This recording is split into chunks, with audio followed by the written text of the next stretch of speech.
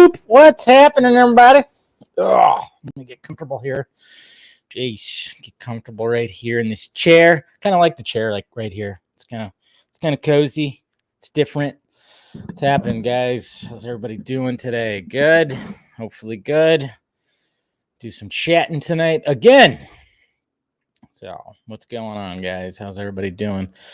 This dude in Garza. You know, if Garza's book is auto. Jeez, I mean, no, it's a novel. It sounds like. Stella becoming a new YouTube member. Thank you for becoming a member there, Stella. That's right. We'll do some Morbius talk tonight. We did a little bit of Morbius talk last night, but you know, we'll do some. What's going on, Bruce Vane? Hello, Mr. Fear Jason. Enjoyed the movie? Good. Nothing wrong with enjoying a movie. Nothing wrong with enjoying the movie. I didn't enjoy it as much. Some enjoyable parts, but for the most part, I didn't really dig it. And, you know, just seems like just one of those movies that that sadly got ripped apart.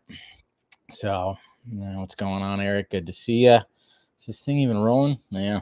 All right. So we are rolling on. Let's see. We got Jose here. What's up, Dave? It just be All right, so guys will be joining. Some patrons will be joining. What's going on? What up? Just had to be. Oh man, that sucks. We're not gonna get Jose's sexy voice tonight, sadly, guys. So next time though, bud. Next time. All right, we got Carrie. You're gonna be joining after dinner. Sweet. Save me a plate. What's going on, Mr. Phil? I hear from you too. You enjoyed it. Jared Leto doesn't get enough credit. Yeah, I mean, I didn't have a problem with his performance. To be honest, I didn't have a problem with his performance. Not at all. I thought there was, I mean, some of the dialogue and stuff like that, but you know. But what can you do? It was pretty good. Hey, thank you. Well, thank you, Jesse, for the $2 super chat, and thank you, Braden, for the $10. Hey, Dave. Fun fact: you were the very first channel I stumbled across on YouTube. So my first. Well, there you go. Well, cheers to you, man. Cheers to you, Braden. Thank you for the super chat again. So appreciate that. And if you guys saw on Twitter, we just the motion comic thing, the JL motion comic that Eric's been working on, made a little bit of an announcement. And yep, yours truly is. I guess I got the gig to play Batman. I got to work on that voice. A little bit, but. You guys saw that on there, just posted it on Twitter. So, hey, glad to. It sounds like it's going to be a little fun little project from what Eric has shown me, and we'll talk about it more when he shows up on here. So, yeah, we'll talk about that. But yeah, if you guys didn't see, they just dropped a little preview of it. So go check it out if you haven't. All right, I'm going to go ahead and post. Let's go ahead and post the StreamYard link. Let's see, Patreon link stream, I should say. Patreon stream link. There we go. All right. There we go. Okay. Posted it right. Meow. All right. Select here. There we go. All right, patrons. Anybody's out there? Just posted a link. I know. Yeah, that's what I was going to ask too. Is there going to be like a voice modulation on there too to help it out? A little bit. I know sexy voice for all the simps. Yeah. Everybody's going to miss that sexy voice there, Jose. We'll see. Hey, what's going on, Zed? About to go to the store. Okay, go to the store, get some stuff. It's pretty middle of the road. Yeah, there you go. Middle of the road sounds like what some people are saying too. It's just the only bad part. What I hate what I'm seeing out there on the timeline is, you know, we always talk about box office. We always talk about not using box office against other movies' box office. But if it fits your narrative, of course you got to do that. The people who are totally laughing at the fact that Morbius is probably going to do better at the box office than the Suicide Squad are not even mentioning the fact that this movie got fucking ripped up to shreds. Remember, we don't like it when studios do that. But hey, if it fits the narrative of, oh, it's going to do better than Suicide Squad, I'm not going to even mention it. It was just, I don't like the fact that we're seeing that on the timeline. Long as it does better than the Suicide Squad, who cares if Mr. Espinosa got his movie kind of, cut, snip, ripped apart by the studio. So who cares?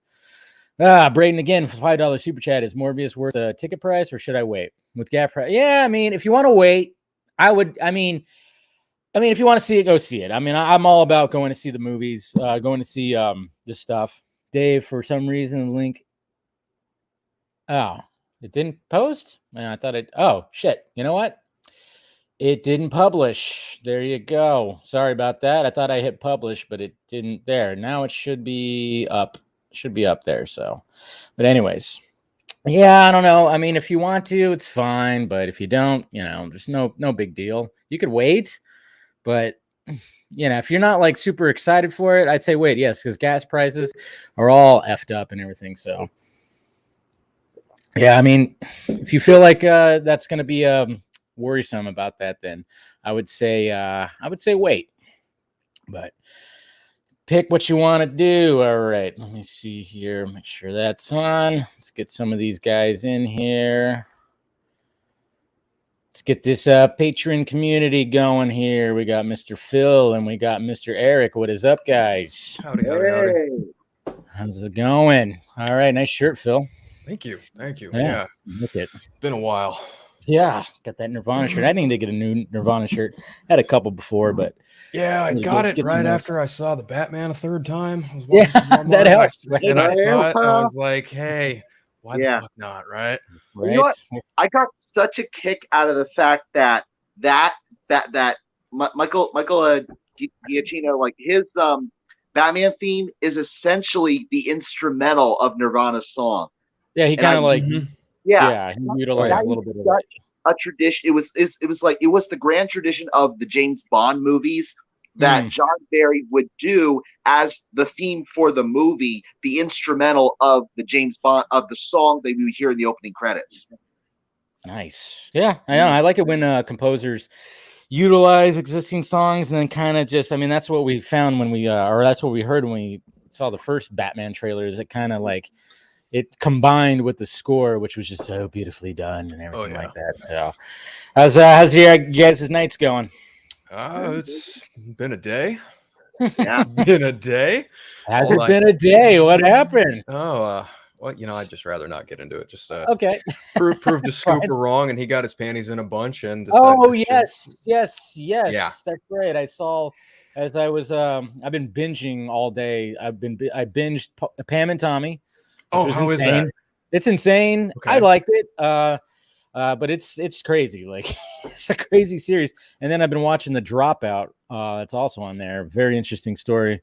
So far so good. But yeah, I just been binging shit all day. And but yeah, I did catch that. Yeah, you were talking with somebody, a certain someone, which that guy. Yeah. That guy.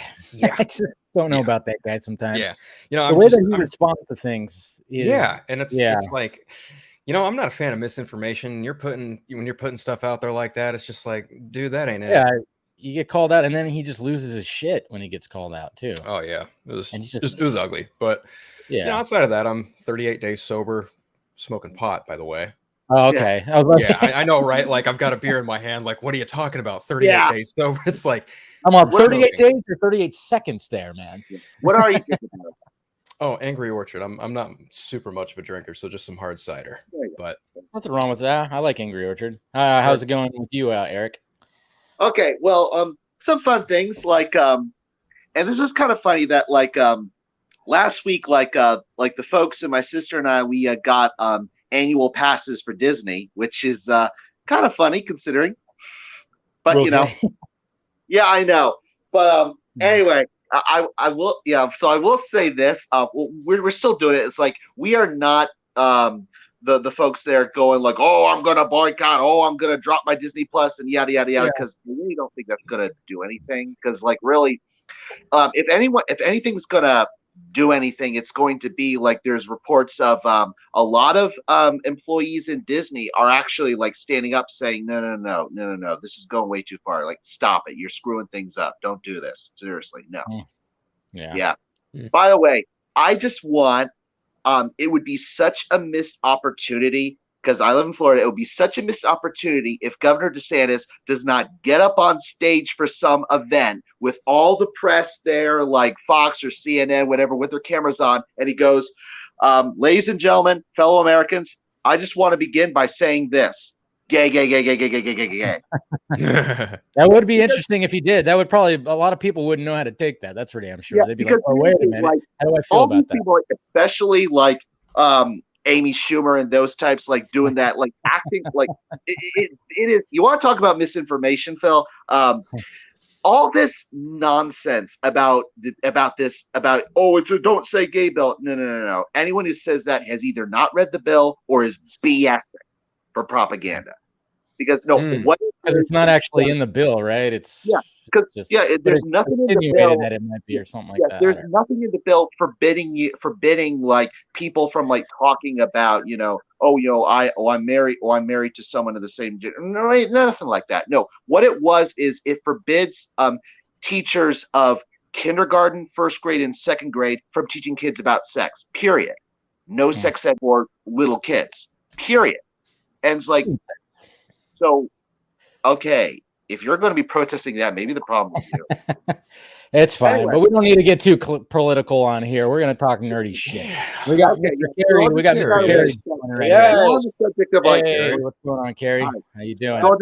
So we've got that out of the way. So we got it out of the way. Get it out of the way. Yeah, you're drinking. So you're drinking a good lager right now. Okay. On Monday night, I posted a poll. Ooh, he's got wine. Yeah. So I was posting a poll. It says, hey, folks, what do you think for the Patreon stream? Should I do this or not? And I saw it. Yep. And ladies and gentlemen, you do have it, huh? Little Caesars with pineapple. He got gross, nasty. No, thanks. I know. How does everybody here feel about pineapple on pizza, Carrie? I'm fine with it overall. I'm with I think it was either Scott or Enosh that said pineapple and pepperoni is actually a good combination because you get the sweet and the sweet together. So I think that's just Hawaiian pie itself is fine, but I think if you add some like spiciness to it, then I think it balances. Kind of complements it. Yep. Yeah. Phil, I think you're in my boat, right? Of no pineapple on pizza. No, right? I am good on that. That gives my stomach so many just issues. I'm good. By the way, because I don't even know enough oranges, so I try to find other ways to get my vitamin C, and pineapple is one of them. So, what kind of wine you drinking, Carrie? Like what you said. It's a Cabernet, so I had ribeye steak for dinner. So there you go. I'm at the point where I can't have a steak without having wine with it. Like a beer won't. I need the steak and the wine to complement each other while I'm eating. They do. Yeah, Cabernet is good. By the way, Eric? Yeah, Carrie, what you mentioned about the contrast between the spicy of the pepperoni and the sweetness of the pineapple. Mm-hmm. That's actually very much like this is Little Caesars, and if you know, like, if you've eaten like enough of the different kinds of pizza enough, you'll notice that Little Caesars is one of the more tangy, if you will, the more bitter sauce.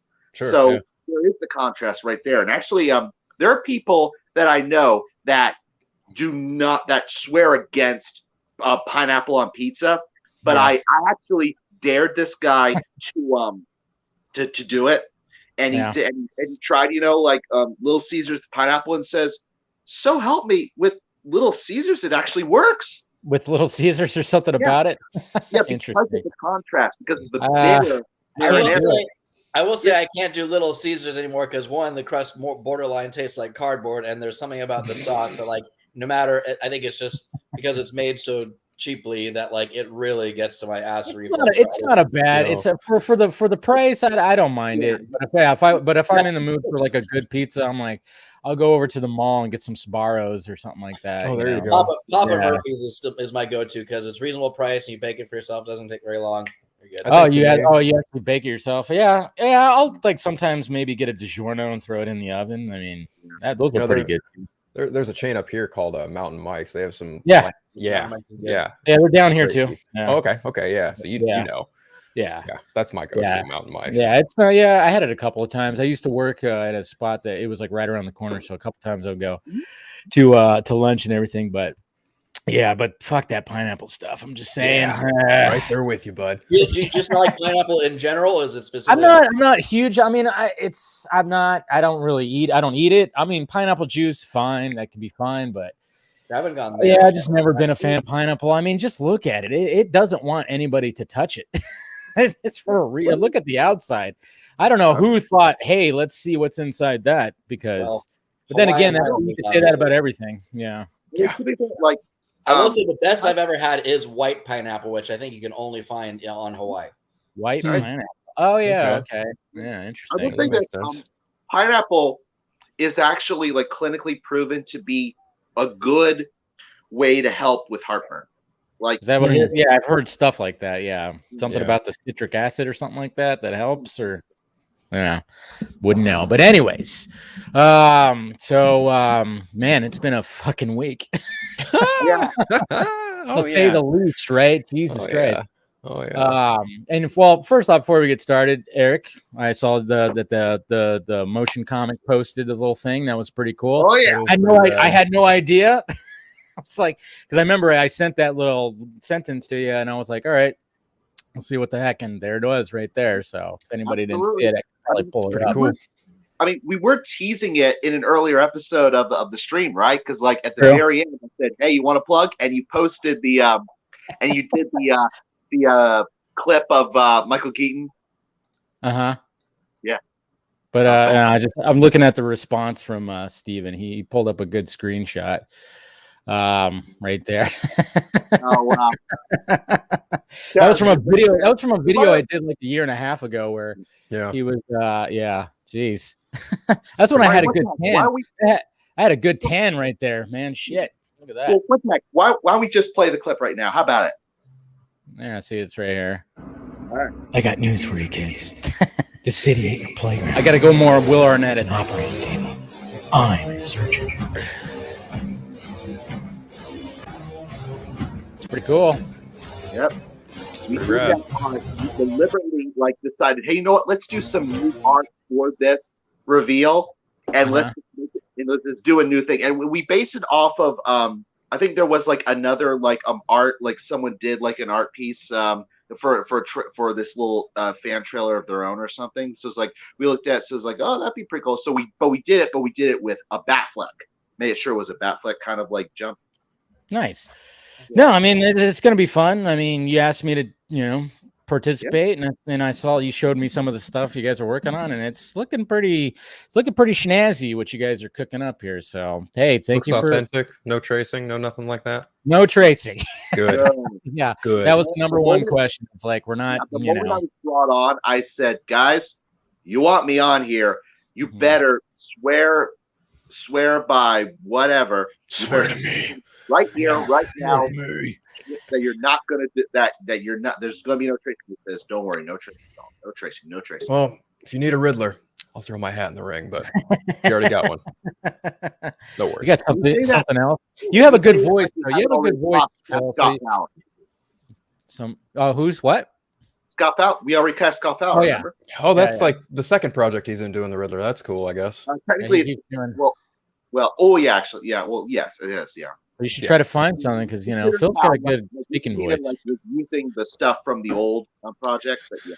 Riddle me this, Batman. What has 6 sides, siblings, and caters to an anti-life equation? You tell me. Solve the last riddle, Batman. See, that could have been cool. We got Tony joining in right here. Yo, I haven't been on this in a while. How you going? Yeah, it's been a little bit, man. How you been? Good. Sick as hell. I'm like still in quarantine with. Oh, really? COVID. Did you get it? No way.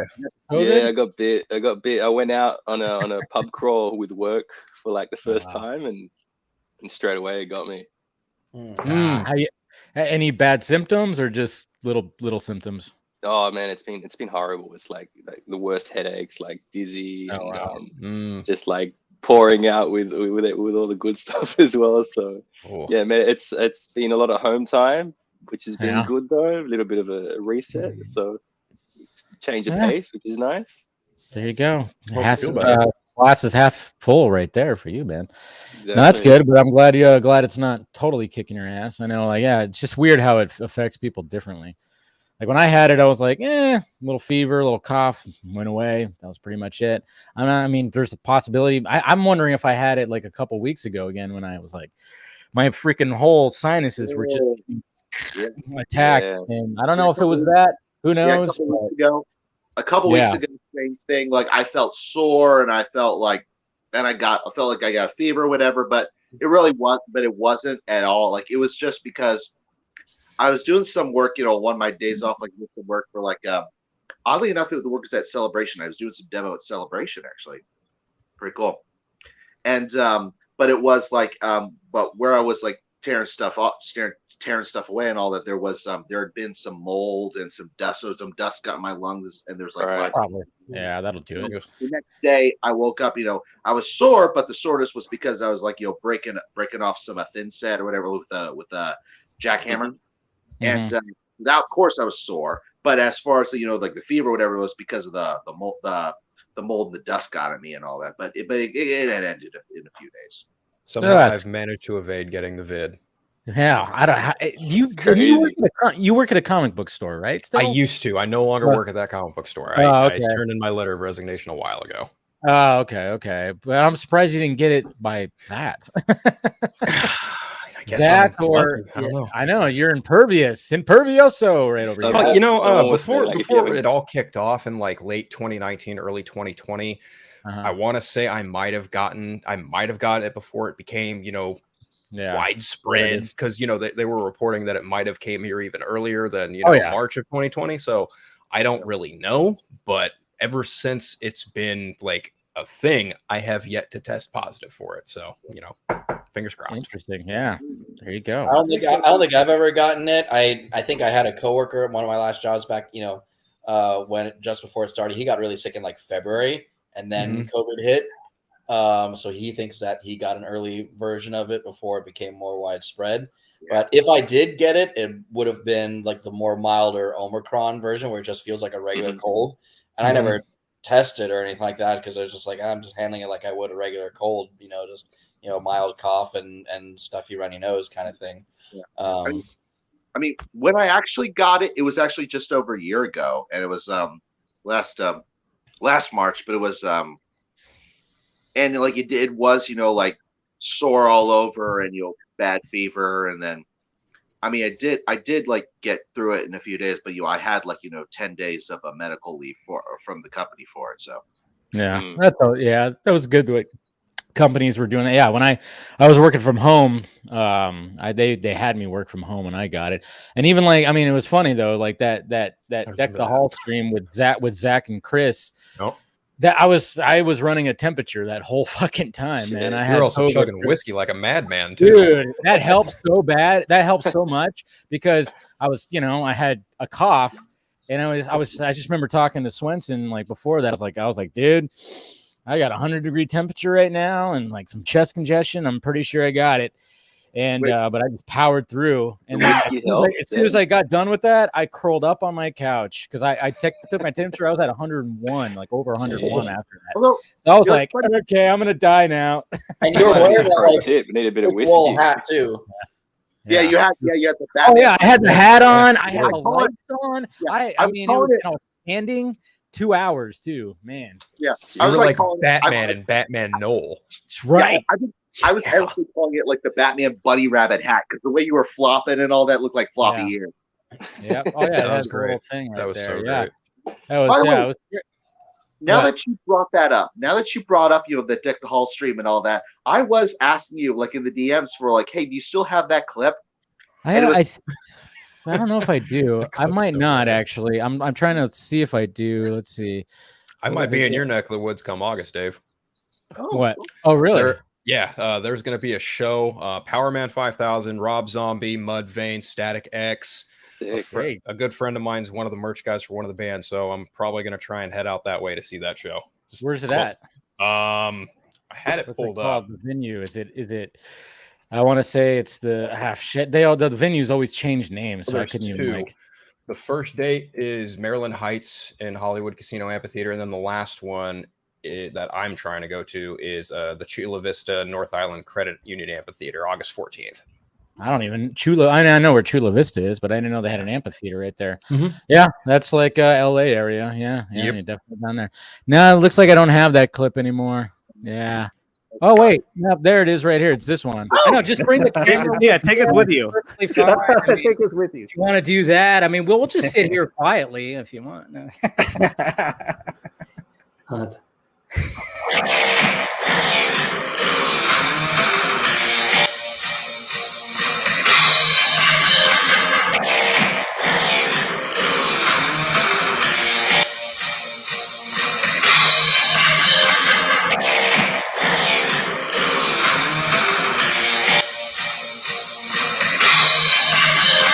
Oh my God! Yeah, that was a little XL right there. Wow! Hey, did you hear that, guys? Exclusivo! There it was. So funny. I totally forgot about that. Right there. All your reactions are just absolutely priceless. Oh yeah. Yeah. And by the way, and of course, you can actually clip off at the very end the exclusivo, so now you have that clip back. True that. Yeah. No, but yeah, right there. I was running a temperature and just trying to get through the damn thing with bourbon. Yeah, that was dope. I asked you, like, if you still had that clip, was because the music that he played was the music that we used for your teaser. Yeah, it's so crazy to actually hear that music now. My God. Yeah. So yeah. Are you going to be into that album? Oh wait, no, that's not the Kurt Warpower. That's yeah. Because I was like, we have to use that music. I told the guys, it has to be that music. It's a great Batman type. I mean, there's just something about it. Like especially when you see it in the movie, when he like jumps down and you see it and you just hear the dun, and then they're walking and everything like that. And then it shows up later too before they go to the final battle. It's just, very different vibe to Nirvana, isn't it? It's like both are Batman, but like both can be Batman, but we do this together. Different. That's what it's from. Yeah, that's the one. So you got a 2-year like freaking super depressed, still doesn't know how to really be Batman, and then you got a 20-year like, hey, I almost helped kill Superman, so now I feel like I should change my shit, really fits but so it has been a crazy week. I mean, I guess the first things first is like man, talk about that Oscars thing. I mean, like, that just, what sucks about that is like, I mean, it's still shit's happening right now. I mean, obviously, now there was like reports today, and I didn't even want to really talk about those. But who knows? Like, it seems very clickbaity. It's like, no matter what, these websites are always trying to like, hey, we got to still talk about Will Smith as much as possible, because now they're talking about how like he had like 40 pages of the Bad Boys 4 script, and now they're gonna put it on pause. There was like a movie that David Leitch was going to be doing on Netflix that was going to star him. They said something like that. Yeah, I Am Legend too. He put that post up on Instagram a little while ago too. But I'm just kind of going like, I don't know why. I mean, like, let's kind of relax a little bit here first. Let's let it all blow over. And I mean, obviously he resigned and he put out his apology, then he resigned, and it's like, all right, I just don't. I hope that, because I read the one about the Netflix thing, and it was basically like a source. It came from a source. It's not an official thing. So I'm just kind of going, can we just, let's just relax a little bit. I don't think his career is going to be like going into the shitter. No, it's Will Smith. And I mean, and there's even with the discourse that's happening, but I just don't think, let's just relax a little bit, I think. But caught the first half of King Richard last night. That was pretty amazing. Yeah. No, it's a great movie. Yeah. Yeah. And again, the Academy was perfectly fine with giving either best picture or I think like best director to Roman Polanski, right? After all of his garbage. How many Oscars does Harvey Weinstein have? Oh yeah, how many? I know. It's like, that's why the whole thing about them maybe taking the award back. I'm like, no, you don't do no. If you're gonna do that, you better take Kevin Spacey's Academy Awards, Roman Polanski, all the Weinstein Awards. Yeah, you better take like every one of those back. No. Don't even. I don't think they will do that because you just don't do that. Yeah, and it's one of those things. One of you guys mentioned this last night, but it's like, even with some people just are on social media are never okay with an apology, no matter what form it takes. Like the apology has to be formatted exactly the way they individually want it. You know, they can't just accept the fact that like it's clear based on the apology, and even from his speech too, that he felt bad, that he knew it was the wrong decision. He acted, you know, out of pure emotion and in the moment. It wasn't right. The fact that Chris Rock is not pressing charges, he's sort of saying, "Yeah, I probably deserved a certain bit of that." It was unscripted, yeah. You know, did you see Grace? Grace was like, "Oh, if he hasn't scheduled an interview in the next week, then his career's over." And it's like, why do you need it? Why do you need a spoken one? Like the guy's, he recognized it in the speech. He put the Instagram post up. Like, let the guy live. He's apologized. Let's get the fuck over it. It's just a slap. Right on the nail, man. Apparently, there was some dude like when like just now like I don't know if it was today or yesterday or whatever, but Chris Rock was doing a stand-up, and there was some schmuck or whatever who was talking smack about Will Smith, and he's told him to shut up, like stop. Exactly.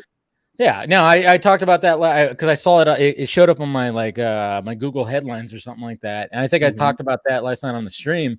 Mentioned, I'm like, yeah. Well, I mean, Chris Rock, he was like, he wasn't gonna. I mean, he didn't press charges. He didn't do all that, even though there were people that wanted him to. And it's like, no, he wasn't gonna do that. He didn't want to talk about it. He wanted to go out on the road and do his stand up that he tried to do. I saw there's a clip of Tony Rock, his brother, who did say some stuff, but it's like at the same time, I'm like, all right. That's fine. It's his brother. Of course he's going to be heated. I mean, I totally get it. But at the same time, I'm like, all right, dude, don't fuel the fire. What did you make of Jim Carrey coming out? Like what after? I thought it was a little. I mean, I agreed with him about certain things, but the whole thing, I would have sued him for $300 million. I was like, oh, come on, dude. Yeah, that's a little much. He's become very existential in like the last decade, like just very very deep. And it's like, are you okay, man? Like something else going on with you. But for the most part, I did agree. I mean, I think everybody kind of agrees that it was not right for what Will Smith did, of course. But at the same time, there's just some people are just like, I mean, it's like, so like you got to be on this side of it or that side of it. It's like, no, can't we just come to a middle ground of it was wrong? And, you know, I thought Chris Rock handled himself well. It was a joke. Yes, it was. I didn't think the joke was funny. I thought it was just like he just slipped it in there. And it just was like, it was an in poor taste, sure, because of obviously alopecia? Alopecia. Yeah. You know, but at the same time, Jada Pinkett, like a few days earlier, posted a video saying, I don't care if anybody talks about this. And it's like, all right, but then, you know, it's like, I didn't see that. Yeah, she posted a video about it. She was like, hey, but you know what? She's owning it, though. That's the thing. It's like, and I even said that, and I think on Film Junkie Live, I was like, hey, she's one of the few women that actually can rock a fucking shaved head. She can. So it's like, I think I brought this up too in the live chat for that episode that even Jada did not look that pissed off when it cut to them. It cut to their reaction. It's very odd. It's like Smith just snapped. But did you see the way he quivered? The way he was quivering when he was saying it, it was almost like something was boiling. He's just probably really stressed. It's his moment. That's like to constantly cop those jokes as well. I don't know. Again, I mean, the biggest thing that I took away from it was and I keep saying it's just there's something there that he needs to be resolved. There's some demons, maybe there's some issues that are going on in that marriage, because obviously we know it's always been talked about with their open relationship and everything. So I think it's just maybe it just got to a point where, I mean, because he was clearly laughing at first, and then I don't know if something happened, if she whispered the freaking word and he just Winter Soldiered on her. You know, execute order 66. Exactly. So good. I mean, there's so many memes out there that was like, but it was just so out of character. And it's like, why do you do that? You know, why would you? I mean, it's going to affect his career a little bit, but I think it won't fully, Not long term. I think very short term in Hollywood. Yeah, it's just all got to just blow over and stuff like that I mean, he resigned, which was good on him because they were probably going to suspend him and everything anyways. Just get ahead of it. Why not? But he's doing everything he needs to do to save this as much as possible, and he's not trying to like backpedal from anything or say or try to justify his actions. He's responding in remorse, and there's a word for that, Carrie. You know what that word is? Accountability. Yay! Yeah, we like it. No, but it's just like, yeah. I remember seeing something that like there and that someone had some additional video of like, and it was from from up in the balcony, a different angle, down, yeah. But like when like him talking to Denzel or something like that. So maybe Denzel gave some words. It's like, I get where you're coming from. Wrong move, but like understand this. Like, he even said that in his acceptance speech. He says that the devil will come for you at your highest moment or highest point or something like that. He said, I forgot exactly what the phrase was, but I mean, it's just, God bless Denzel, because that man, it's just, I love like when people ask him some stuff and he starts doing the asking back, when like the interview maybe like goes off and goes like, well, let's what about this? And then he'll just start asking questions, and he'll get all, he gets that Denzel voice, and it's like, thank God for Denzel. So I'm glad that he actually, but I'm just wondering, did anybody talk to Chris Rock when he was behind the scenes? Like, did anybody go up, like, who went up to him and talked to him and been like, that's what I'm kind of wondering. I remember he took like at the after party, he took like a picture with like Robert De Niro and a couple other people, well-known people. I forgot who, but I just kind of wonder, like, what was those conversations like? Like Robert De Niro will be like, yeah, I'll take a baseball bat on it if you want. Oh, jeez. Or him and wasn't Anthony Hopkins the next presenter or something like that, or soon afterwards? So I wonder, like, don't they know? I don't know, because I mean, we were doing the Batman stream, the Batman animated stream. Did what? It was the Godfather cast, so Pacino, De Niro, and Coppola. They all came out. They did the award and stuff, and yeah. Well, there was like somebody there was a video of that somebody took. It was on like TikTok, which was behind Jada and Will, so we actually saw him like get up and walk over there. But it doesn't have like the joke in it. It's just all odd, because it's like, what happened in that 3 seconds to just make him just trigger like that? It's very strange. That's the question. What happened in the cut from after he laughed to the close up on Rock, and then Rock's so that's why when I hear people say that the whole thing was staged, I kind of go, I get what you're saying. I don't think it was, because that was a real smack and a real everything. I mean, it wasn't, but I could see why people are having. I think if it was staged, they wouldn't have reacted the way they're reacting right now. Yeah, exactly. That's the thing. Yeah, I would have thought it was staged until I heard, until Will Smith started yelling at him. Yeah.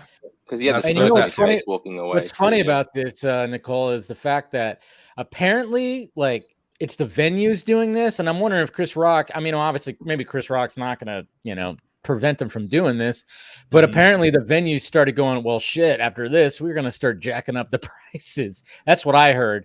And I mean, why not?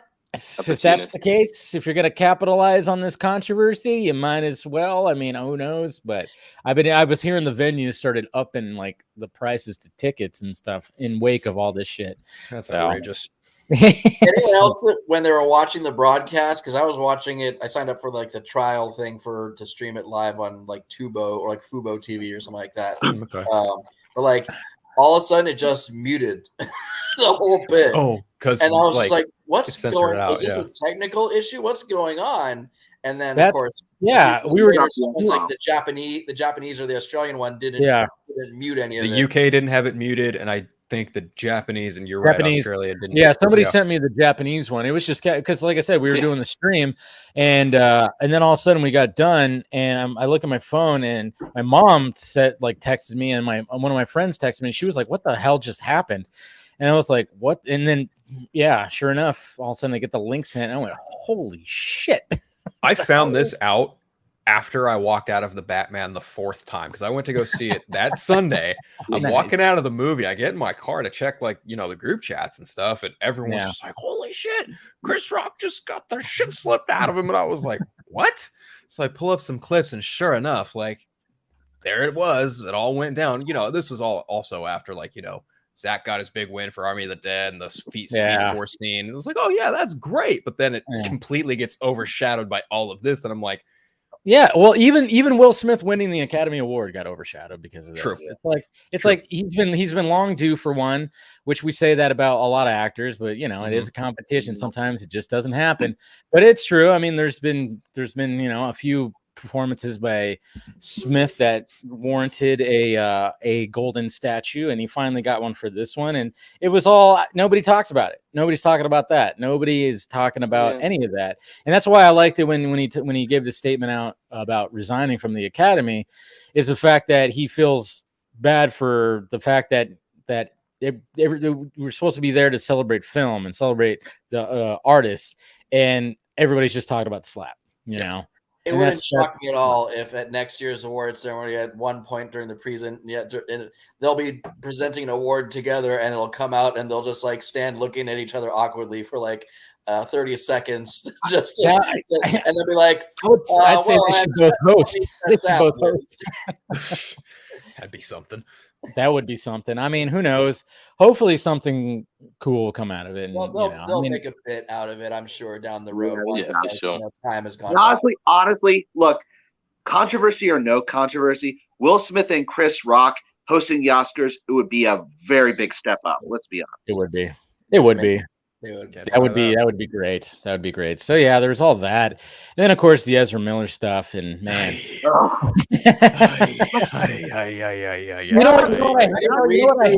what I hate? I'm seeing though on my timeline too. I saw a couple of people tweeting like, you know, why is nobody talking about Ezra Miller's, stuff like that, as much as they're talking about Will Smith? It's like, hello, that was at a bar, not caught on video, and we don't know anything that happened. This was what Will Smith was live on TV for millions and millions to see. It's not the same thing.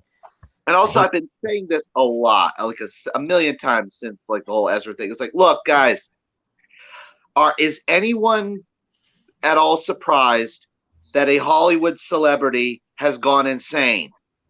No. Nope. No. And then still got work. I mean, going back to that video that went out about him from Iceland a couple years ago, where he's seen choking the person or whatever. Did anything happen from that legally? No. Well, and it's also just like, well, in that case, the debate was still like, look, just like with Ben Affleck and that girl, like it was clear, like they had staged it. So it seemed like the way that like Ezra Miller was chuckling, it seemed like it may have been staged, or it may have been, just he wasn't really choking. Yeah, there's no other context other than like a 15-second video of him just picking this person up and putting them on the ground. And I could have swore the person who posted it like removed the post and was like, oh shit, wasn't expecting it to blow up like that or something like that. It was all like, it just, that's why when people bring that up, it's like, yeah, like nothing came from that. Not even the people involved or nothing. Nobody came forward. It just, stop using that. And then when it comes to Ezra, I mean, there was that video that TMZ posted where he showed that they didn't want him to come back into that bar. And then there's stuff today, like it got sent to me like crazy, but I was like, well, I'm not going to just take the word of some Twitter account because they're like on him. Turns out it's the bar owners were transphobic or anti-Semitic, and I'm like, all right, so then there's all these claims now that it's all the people in the bar and the people that, and I'm like, well, okay, that's another side of it, but I'm not going to just be like immediately turn and go, oh, well, then he's perfectly in the clear. Like, I can't just do that. I got to wait for more information before I just trust some screenshots or from a Twitter account. I can't exactly do that. One way or another, just Ezra, get some therapy and make sure you do it. You get it and have it done before the publicity tour for Flash.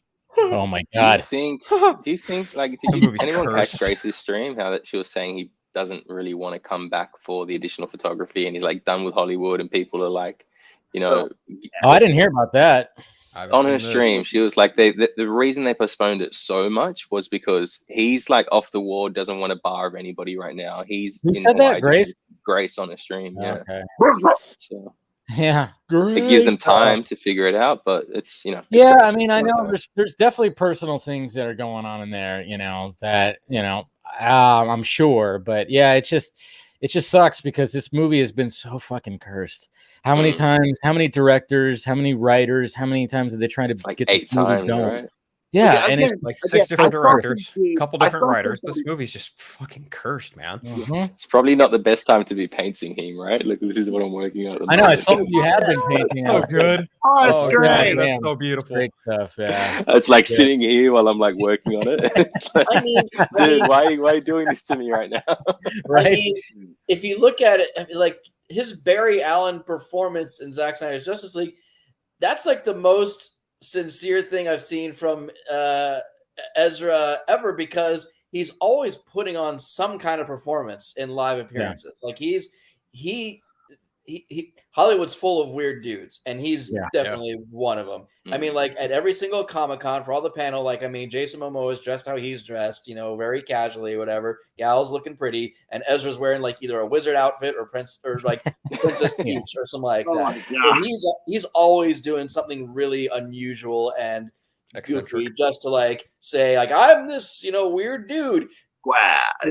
He's always presenting himself that way.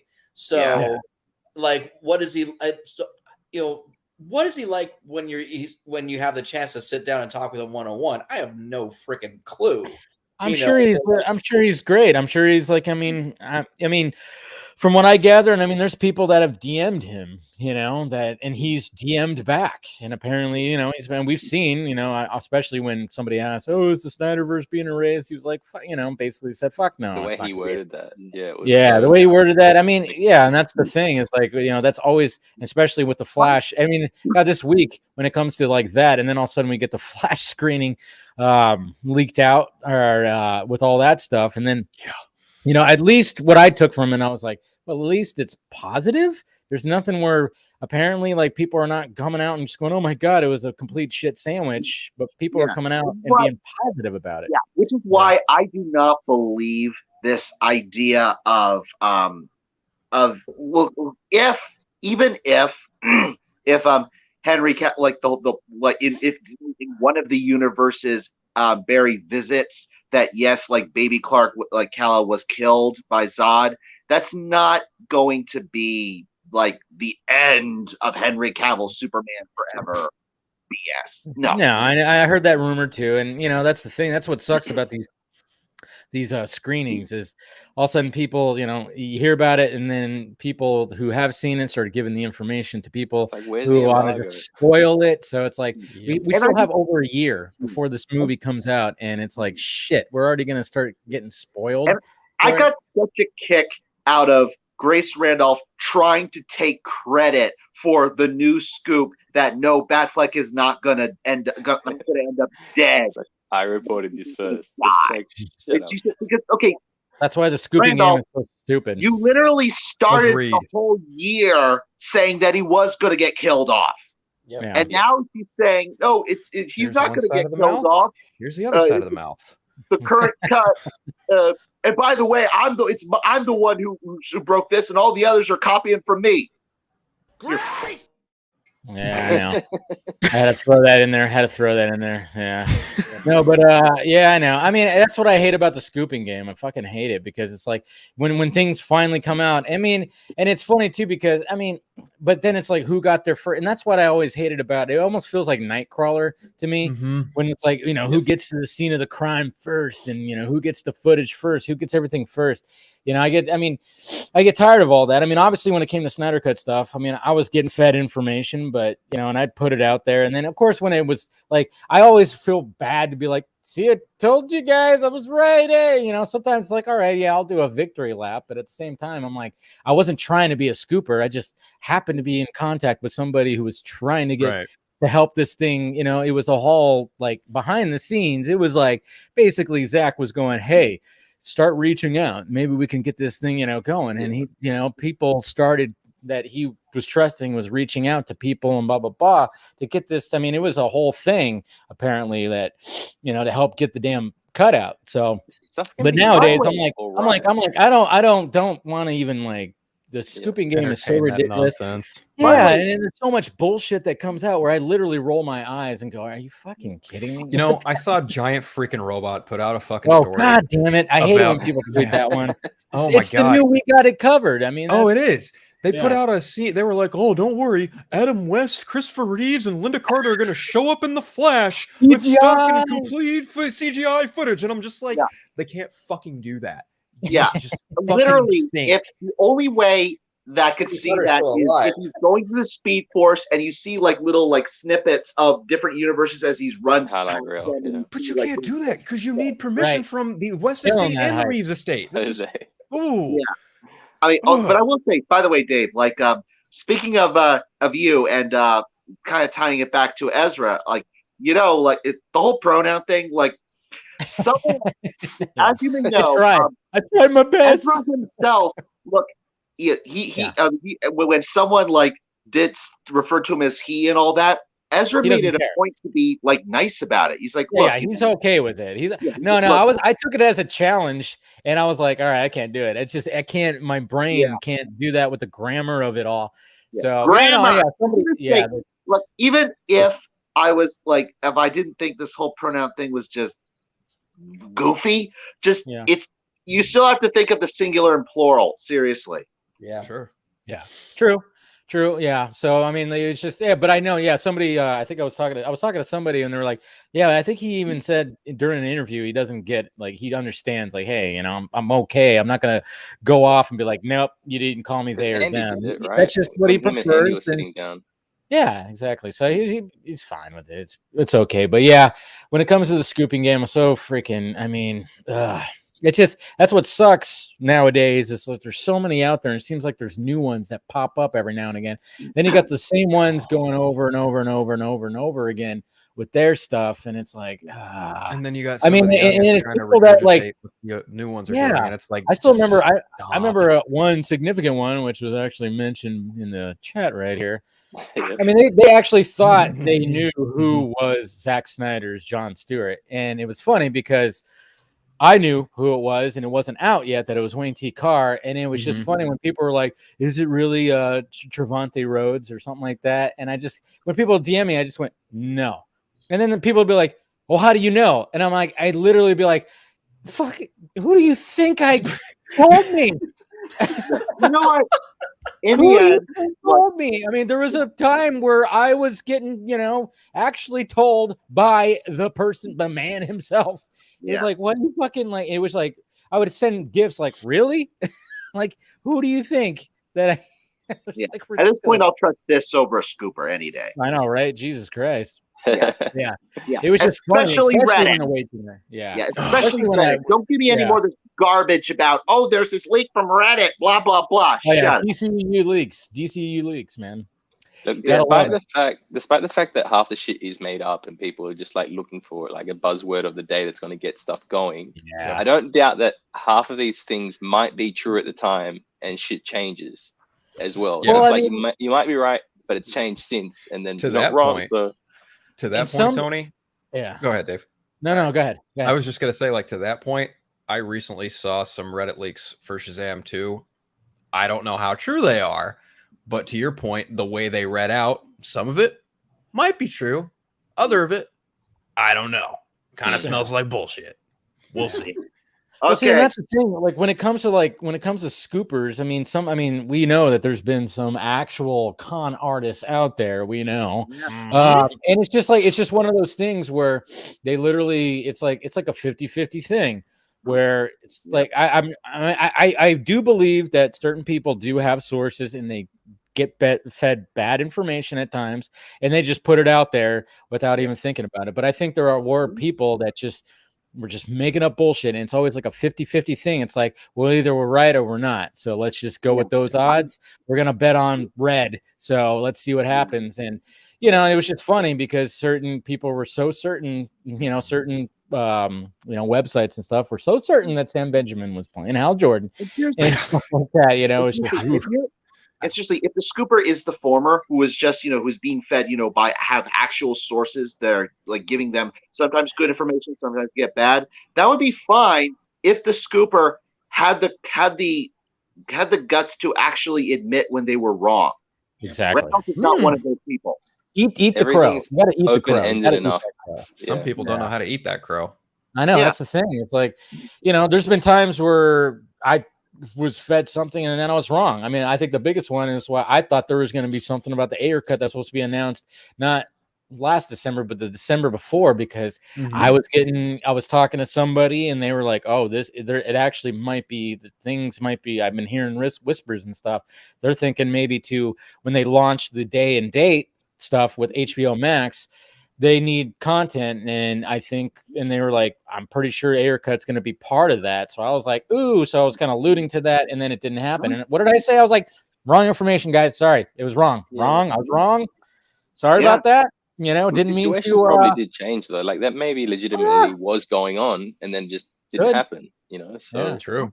I'll tell you this. Let me tell you off the bat. Like, I was fed information by one of those people that was, one of those that later on went on to like trash you and trash Colbert and all the rest. But this fellow had like told me that, he had an uncle that was an insider at Warner Brothers. So he had I've heard this story before. And he had said that the Lois Lane speech was in the Snyder Cut.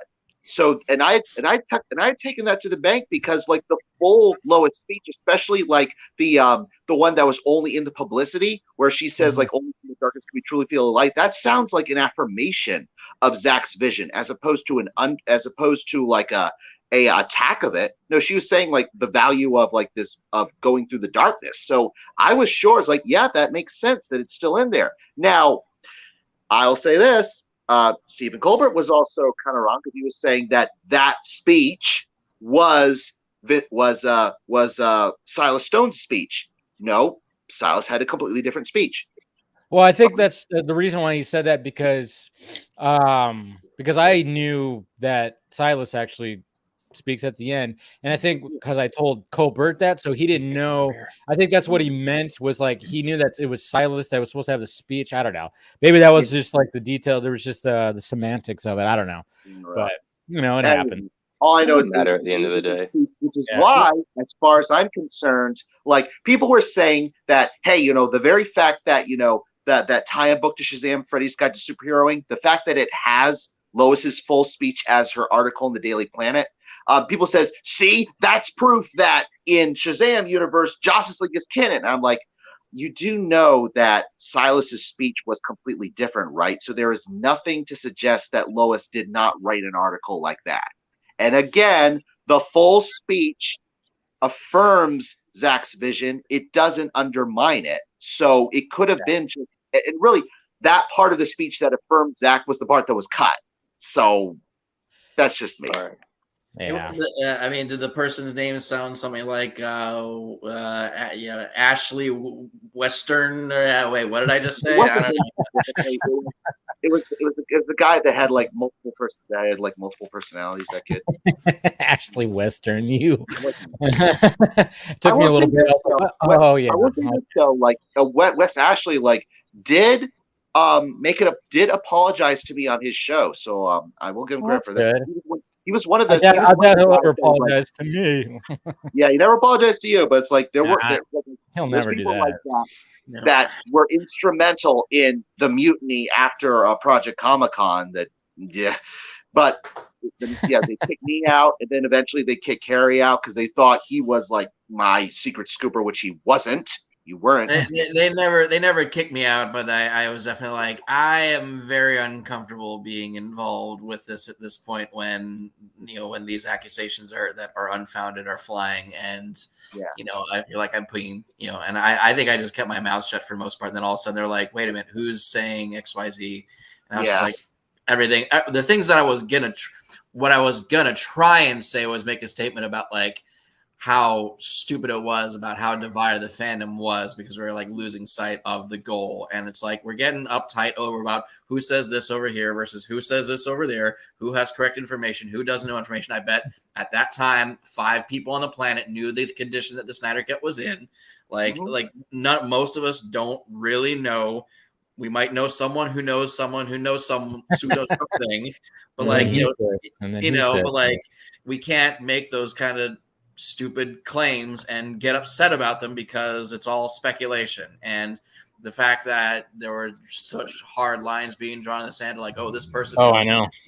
Steven's not really supportive of the the movement because he's against hashtagging and tweeting. I'm like, no, he's just trying to be analytical about the situation. That's Steven, and like, but like Steven was one of the reality is that a lot of that side doesn't want to admit Steven was one of the few people writing articles about the Snyder Cut and saying 100%. It's possibly out there, whereas every other single major movie news outlet was saying it doesn't exist. There's no chance in hell it's ever going to come out. They're all being told information from Warner Brothers that there's no chance. And Steven's one of the few people saying like, no, there's a chance, but it's an uphill battle. And even if so, there's so much we don't know and so many other things that have to happen in order for we've been down that road. But it was just the fact that like I was like, why are we so upset about all of this bullshit that none of us know or have any control over? Exactly. So there's no reason to like be drawing these hard lines in the fan, and it's sad because what are we trying to fight for? We're trying to support Zach and his family. And help them move forward in their career and hopefully along the way get the cut of Justice League. We're trying to support American Foundation for Suicide Prevention and raise awareness and raise funds for that. Like, why are we letting all this other divisions happen? And they're petty. At the end of the day, they're just big time. So that was what I was going to try and say, and it got misconstrued. And I never even got the chance to even articulate that. So it just got misconstrued about I was going to like expose someone from the Project Comic-Con, which was never the intention whatsoever. So I know. Yeah, it was all pretty messy. It got messy, and it was just kind of funny because then like, a certain portion who was like, fuck Dave, fuck all these guys, and then all of a sudden like they realized, oh wait a minute, maybe they do know. And it was just kind of one of those things because it was like, yeah, I didn't ask for somebody to hit me up, get that email where we're like, well, hey, or literally I got like an email a couple days after Justice League came out, and it was from somebody, and it was like, hey, by the way, this, and this. And I went, who the hell is this? Come on. And I vetted for like a month. I'm like, no, you're bullshit, man. This is some crazy MCU fan fucking with me or something like that. And then all of a sudden, confirmation happened. I went, oh shit, you are legit. Who is this? Do you ever feel like just being like disassociating and just being like, fuck it. If it happens, it happens. I'll be here to report on it when it does. Yeah. But then at the same time, I'm like, I do fucking, 4 live streams a week where we talk about this stuff. So like I'm part of the news, so I have to comment on it or something like that. So I have, there's times where I'm like, ugh, my God, we're just here again. We're just at this point again. It just kind of gets frustrating, but at the same time, it's like, I get excited when David, not David Ayer, but of course it probably comes from David Ayer when new shots from the Ayer cut show up and stuff like that. So I get excited. Yep. Well, yeah. So I mean, only long as is that still happening? Cool. I mean, he's still trying to get the movie out. He's not doing it the same way Zach is, because I see, he wants to play nice. I mean, we've seen the tweets. He supported the Suicide Squad. He still supports Warner Brothers and supports all. Do you think if Warner Brothers Discovery and their new leadership comes in, do you think there's a chance that they would say yes to the Ayer cut coming to HBO Max? I think so, because look at how much is behind the Snyderverse. Like, people talk about it, and that's part of the Snyderverse, and that's another version of this. So why not? The people were so excited, and it was like a pretty big trending topic when it was announced that Jared Leto was going to reprise Joker in Zack Snyder's Justice League additional photography. It was big. So I'm like, I mean, capitalize on that no matter what, even though like maybe Jared Leto gets shit on a lot when it comes to, these movies and House of Gucci and stuff like that. But the fact of the matter is, I mean, again, and I've said this many times, my friend Candace is a diehard Jared Leto fan, loves him to death. She went with me on to go see Morbius. Does she know anything about the character? No, I had to briefly give her some information about but then she'd be like, he should be a Batman villain. Look at all the bats. I'm like, yeah, that's DC, Marvel, and it's Spider-Man and Blade. There's all I was giving her the lowdown. But she's just there for him. She's just there for him.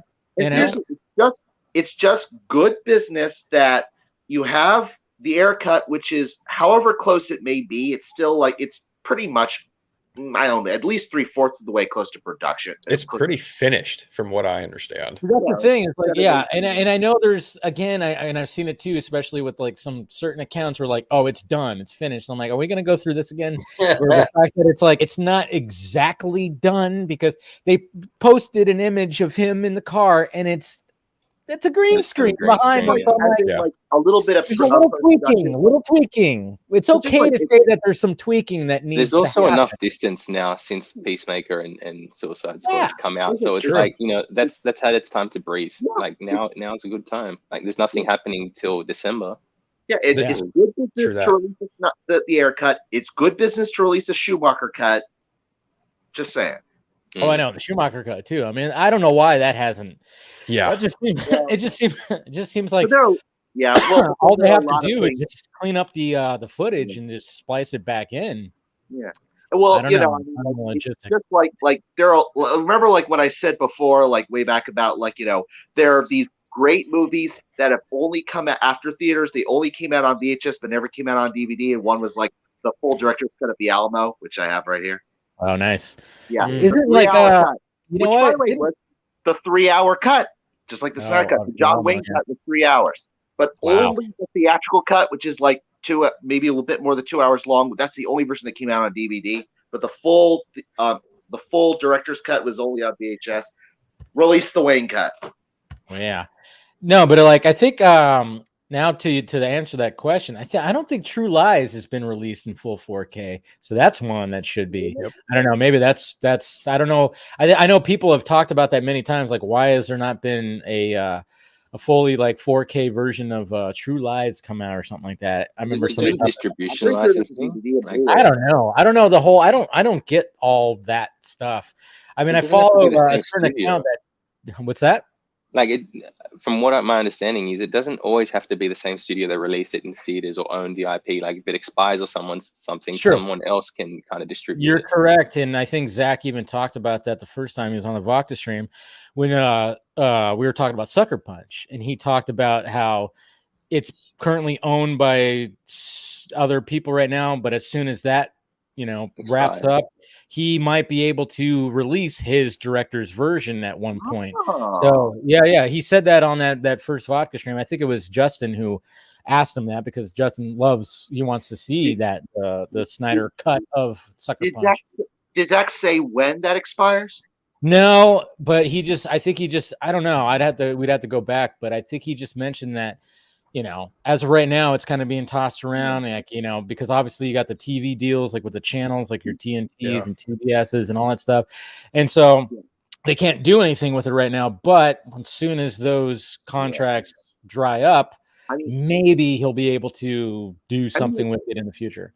I mean, like, there are a lot of director's cuts that have never come out, period, that we have heard of over the years, the history of Hollywood, that movie fans really want to see, but what are the most infamous ones, Eric? Like which ones? Like the Orson Welles cut of The Magnificent Ambersons. There's the Coda cut of Godfather. Yeah. Yes, that's right.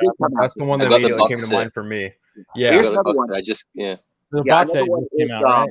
Is the full Sergio Leone cut of Once Upon a Time in America. The full cut. There was a big chunk, because if you've seen the film, there is that extended cut. But if you watch Once Upon a Time in America, there's that scene like where like Robert De Niro, whatever, gets on a train and you see Joe Pesci walking, and it's like it's setting something up, but we never see Joe Pesci again for the rest of the movie. Interesting. Is there a director's cut of Johnny Mnemonic? That's my question. Now you're talking. Here's another one. There's a cut that I want to see. There's a cut that I want to see that isn't really as popular. There isn't much of a campaign for this one, though, is the full cut of Brian De Palma's The Black Dahlia, because I love the Black Dahlia. I heard that. Yeah. They probably chopped underrated film. And apparently, like, James Ellroy, like he wrote The Black Dahlia, he wrote LA Confidential. He said, like, he praised the full director's cut of The Black Dahlia, but that never came out. Like, there was a shorter cut. Interesting. Yeah, you're absolutely right, Zed. Yeah, there's a new Rocky 4 actually. Yeah, right? He's working on the cut for Rocky 4, which I'm looking forward to. It came out right the one that doesn't have the robot, apparently. Yeah, I watched it. You know what? Like, it's nice to see everything like. I haven't watched it yet. Yeah, I haven't watched it yet. Still got to catch that. I mean, it is out, huh? I thought he was still working on it for some reason. I don't know. I didn't know it it was came a documentary. It came out like as he was working on it, and it came out right before Christmas, I think. And it's like remastered, recolored. The sound's great. It's rejumbled. Yeah, that just shows, I hate it when stuff like that slips under my radar. Shit, I gotta look for it. Then apparently, like one of the big things that they completely cut out the robot, and I was like, "What's the big deal? Like, what was wrong with the robot?"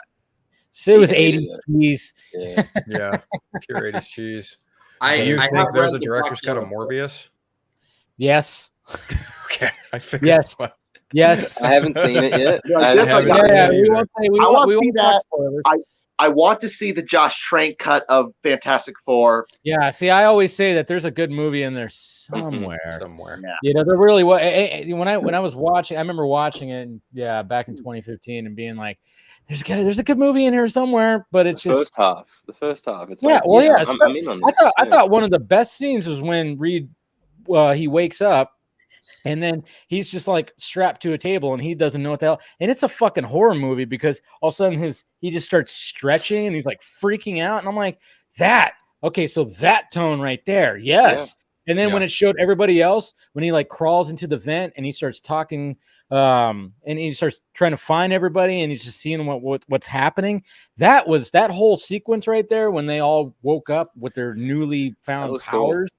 I thought that was a great scene, and I'm going, I'm sure the tone was trying to stay in this realm right here, but Fox was like, no, what the fuck you doing? Try saying that on Twitter without someone jumping down your throat and just throwing something just so like, shut up, just guys. Some shit about Josh Trank. Yeah. I would love to see. I know I'm in the minority, but I would love to see the Kinberg cut of Dark Phoenix. Oh yeah, no, I would too. I bet there's a whole different third act that ties in better. I mean, the third act turned out pretty good, but I think there is a whole third act that like actually shows like Dark Phoenix full force. You know what's funny is I don't really have much love for Dark Phoenix or Apocalypse. I would still watch Dark Phoenix over Apocalypse any day of the freaking week. Really? Yeah, I'm not. Apocalypse really just shit the bed in every way imaginable. But Dark Phoenix is a literal train wreck you can watch and still be like, okay. I disagree. I got a Hans Zimmer score, right?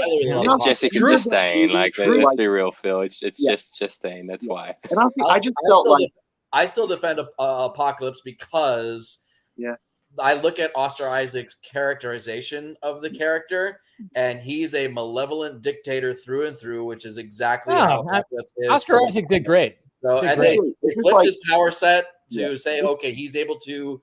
He collects other people's powers, and he's able to manipulate, the structures of like molecular structures of things around him. Which, from my understanding from the comics, is that he's able to normally manipulate his own molecular structure, which is why he can turn big and transform his arms into weapons and stuff like that. So they kind of flipped it. So I get it. The Fox films take creative liberties with the X-Men's powers all the time, anyways.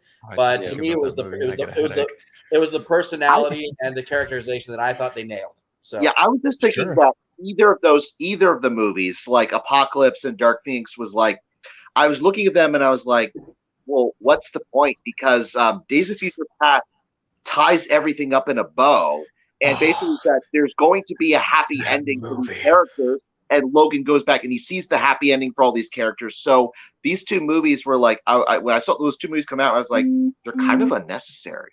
I've seen Days of Future Past one time. And the one time I saw it, I fell asleep in the theater. This was opening night. I cannot watch that movie ever again. Oh, I love it. And the Rogue cut is the better version. Yeah, that's better. That's the better cut for sure. That's fair. Wait, there's two cuts of Days of Future Past. Yeah, there's a Rogue cut. And then because Rogue was completely cut out. And then and then she shows up for like to help out, but they cut her completely out. Yeah, Rogue is involved in like the events in the future timeline, and Magneto goes and frees her from a prison or something like that. Yeah, so just because the Rogue cut is just the extended cut. I mean, it didn't like replace anything, or no, it doesn't replace anything. She just comes in because obviously her power, she can like Kitty. What's her name? Kitty. Kitty Pryde. Kitty Pryde. I almost said a different last name. I was like Kitty Carlisle. No, that's not it. Kitty Pryde. I don't know why. That immediately my brain went to what to that. Kitty. I know exactly. I don't know what the fuck. Anyways, it was like she was gonna, basically then she can handle Logan by absorbing and all that stuff. And it wasn't anything like huge, but it does add to it a little bit, and the fact that Rogue was full on in there, that was pretty cool. So what's cool about it, this is gonna be mild spoilers for the Rogue cut, but like the way they show Magneto finding Rogue in the future timeline, they edit it so that it like matches up perfectly when like Magneto's going to get his helmet from like the Pentagon or something like to that effect. So they edit it so that it's like mirroring each other, and it looks it's a really, really cool sequence.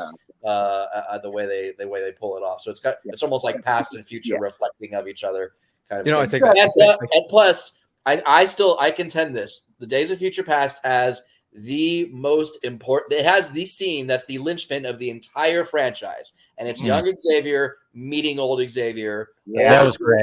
Telling young Xavier, "We need you to hope again." I was away for this one, so yes, I can concede that. Because if that doesn't happen, because the whole idea, Xavier is the beating heart of the X-Men. When he's not around, the X-Men lose, and this is in comics too, I think. The X-Men lose their sense of mission, they lose their sense of purpose, they lose the ability to come together as this family of misfits to be gathered around this singular mission when Xavier is not part of it. So old Xavier articulating that to young Xavier is the most important scene in the entire franchise of the X-Men movies. And I think you can look at that scene and say everything that came before hinges on that, and everything that came after hinges on that. It was a good little bridge. It was good. Of course, which is part of the reason why I'm not a fan of Logan, because I feel like Logan completely tosses all that out. Well, though, I choose to think that Logan is just its own universe, is in its own time. It fucked itself one way or the other with Days of Future Past. Yeah. Again, Days of Future Past ties up everything in a bow, and besides the next two movies, apparently the X-Men are eternally youthful. Oh, I know, because it keeps on jumping a decade in the 90s. Yeah, and it's supposed to be like a few years before the original film, and he still's not like a young Patrick Stewart. I accepted the shtick, but it was unnecessary. Yes, it was. Again. And it just got to the point, and then you could just tell that Jennifer Lawrence wasn't having it anymore because they half-assed her makeup so badly. Like when it came to Dark Phoenix, it was like, what the fuck? And then she got filled off. Filmmakers weren't from what was seen in the last three movies. Yeah, there was no reason, and the only reason that it's a big financial business reason why that makes sense, but Mystique has never been a pivotal character in the comics. No, I know. That's so annoying. The only reason they made her front and center is because of Jennifer Lawrence's star. My fucking boy Cyclops took such a back seat that whole time. There were so many other characters that were way more important that they could have focused on. They said, "Oh, we got to keep Jennifer Lawrence because that's what's going to help our star movies." Like, no, you got great characters. Yeah, I think it was like one of those things where it's like in First Class, they're like, all right, we're gonna have this build this relationship, and then Jennifer Lawrence just took off with, of course, Hunger Games and everything. So we're like, oh, we got to make sure we got to keep her, we got to keep Mystique or Raven, whatever, you know. That's the same thing that's happened with Margot Robbie in Suicide Squad. It's like, Margot has taken such a prominence, and now it's like, let's have her survive everything. Let's give her this plot armor. Even though my favorite version of Mystique is from X-Men Evolution, where she's the freaking principal of the high school. Oh my god, that was just too great. That whole universe, I just love. I love that corner of animation for X-Men. In that universe, is she reporting to Magneto or Apocalypse? Yes, she's reporting to Magneto, and then later on, Apocalypse comes in like season 4 or 5. Okay. Right. I mean, that was always a show I liked, but didn't keep up with consistently. Oh, it's one of my favorite versions of the X-Men. I think that's the way you do it. If I'm being brutally honest, I don't think I ever watched it. I watched the original 90s. Yeah. Oh man, the original 90s one is great, but X-Men Evolution is just a really nice step into it. Think you know how there's Batman, there's the Batman the animated series, and then there's the Batman where it's like a suitable follow-up. X-Men Evolution is that suitable follow-up to X-Men the animated series, in my humble opinion. I'll have to check it out. Is it on Disney Plus? It should be, yeah. I think it is. Let me double check that real quick. I am excited for them bringing back the X-Men animated series as a Disney Plus exclusive. I'll tell you this: like when it comes to Disney Plus, it's just like there are a lot of things, stuff. I was like, why is it taking so long for Disney Plus to put it on? Especially Buzz Lightyear of Star Command, because like it would be the perfect nice. You know what it is? It's all logistics and like the contract, like again, like what we were talking about with Snyder and Sucker Punch. They're like these legacy contracts that happen. I think that's what I've heard the term called, legacy contracts. Where like, I mean, for fuck's sake, you can watch Free Guy on both Disney Plus and HBO Max right now. That's what's so weird, and it's a it's a Fox movie, so it's like, why, it's like surprising, like why is it on? But there's like these it's all going back and forth, and then that's why sometimes, Man of Steel is on HBO Max, and then all of a sudden it leaves HBO Max, and then shows up on Netflix, and that's why. Yes, X-Men Evolution is on Disney Plus. All right, I'm gonna have to fire that up.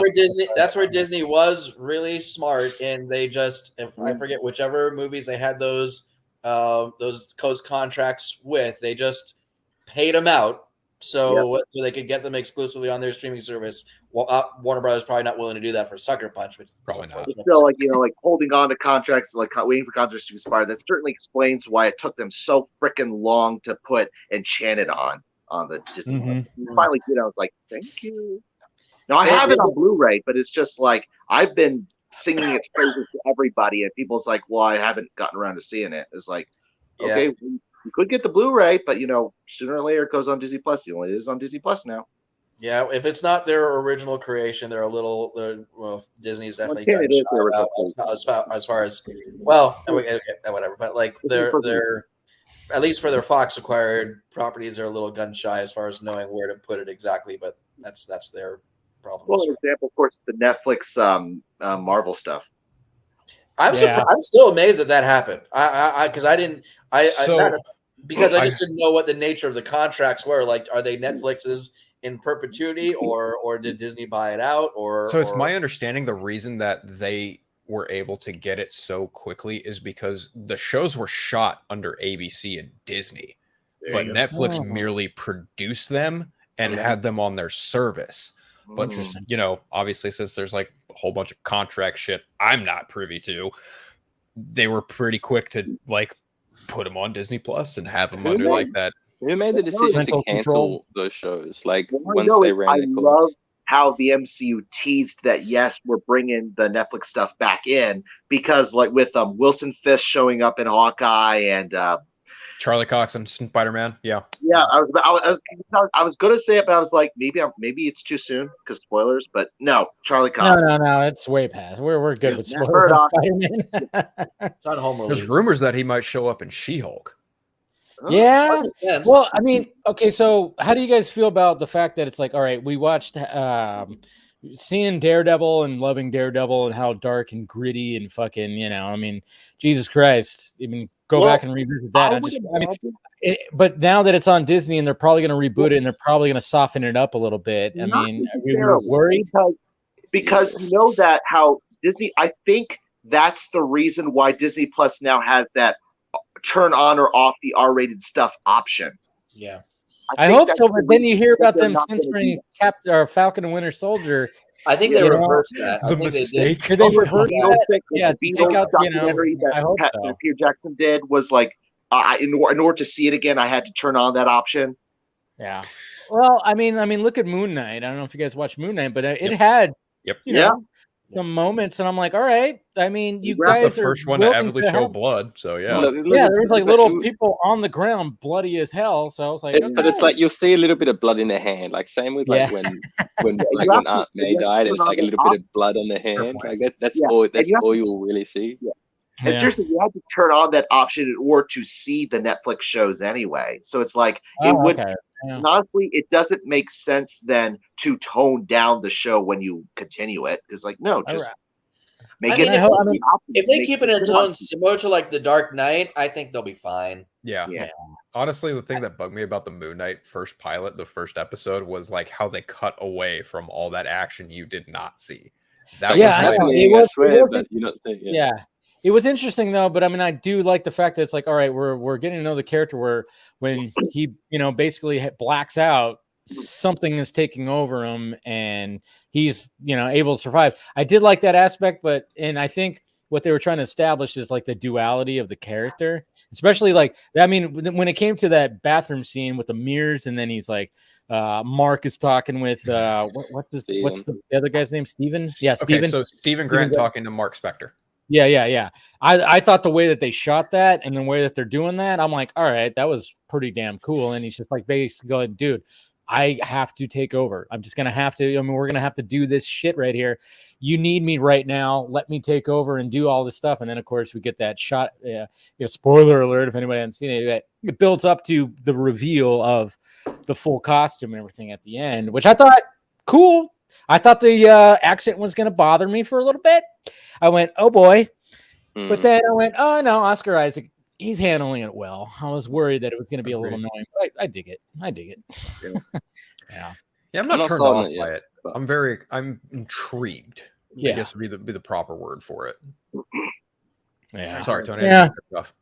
I'm seeing very much same boat. Like I think not more to like how you guys were saying before about the Charlie Cox situation, like how he's handled moving forward. I think he's really going to dictate how we see Blade, how we see Deadpool when it comes around. Like Black Knight. Let's see, things like that. Yeah. Because I mean, when it comes to, when it comes to rated movies, I think Morbius could have benefited from the R rating, to be honest, because it's a vampire. I'm like, yeah, I think it could have benefited from it. And I'm just that it does kind of worry me about Blade if they decide not to go R-rated, because it's just like, well, I don't know. It's just so weird. Also, on Morbius, I gotta be honest. Like, whenever I hear that a movie's been cut down to less than 2 hours, I just go, "Uh-oh." Hour and 44 minutes, man. I mean, really? That's just a smidge longer than Venom: Let There Be Carnage. Yeah, and I think the reason why that's the case is just because it's an origin story, so they needed a little bit more for that. They probably wanted it to be down to 90 minutes. I would not be surprised. But I mean, there's literally a fucking scene where, some action stuff is kind of happening, and it just goes dink to this like boom, and then it's just the next scene. It's just, I'm not going to say what it is, but I think anybody who's seen it knows what I'm talking about. It's basically the two FBI agents who are very useless in this movie are chasing Morbius. And it's like, he goes up onto the roof and somehow Tyrese gets up there real quick. And then they just kind of get him. And then that's it. And it just cuts to the next scene. And I'm like, whoa, what the fuck? Yeah. Seriously, studio, stop slashing movies down.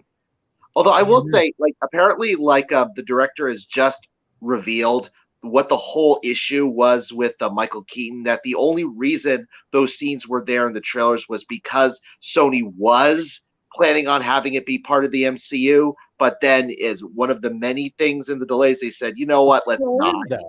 It still is part of the MCU, though. I mean, when you see it is. Yeah, I mean, but then even the director was talking. He talked about when I guess I forgot what he was on, but they asked him about the Spider-Man. Cinema Blend, I think the Cinema Blend. Yeah, they asked about the poster, and he goes, "Yeah, I didn't put that in there. That was put there in the trailer." And it was like, okay, Jesus Christ. Wait, so is Michael Keaton still in it as? Yes, he's still in there, and it's a very Does it make sense? No. No.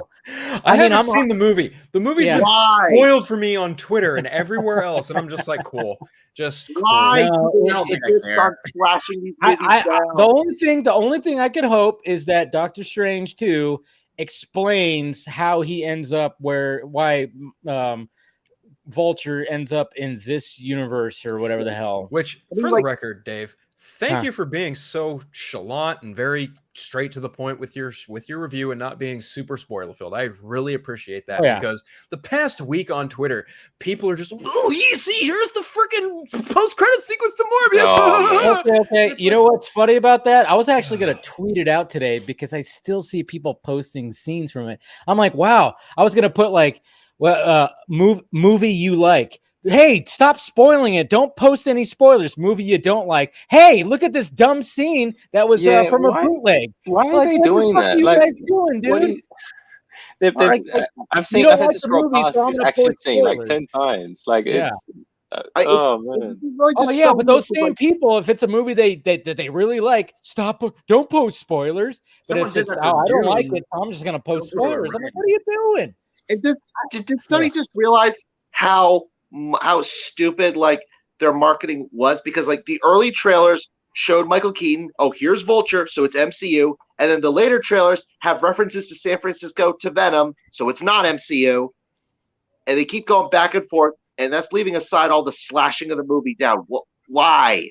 What is wrong with these people? Well, no, there are a lot of legal issue things here as well, right? Because like just any retailer or whatever, they can't advertise a product and then not actually have it on sale. So all I know is like Sony, and it's not. Yeah. All I know is like Sony and Amy Pascal are holding on to what they can as long as they can. Amy Pascal with that awful wig and. Yeah, she wants to hold on to it as much as she can. They aren't ever going to give them full rights. They just never.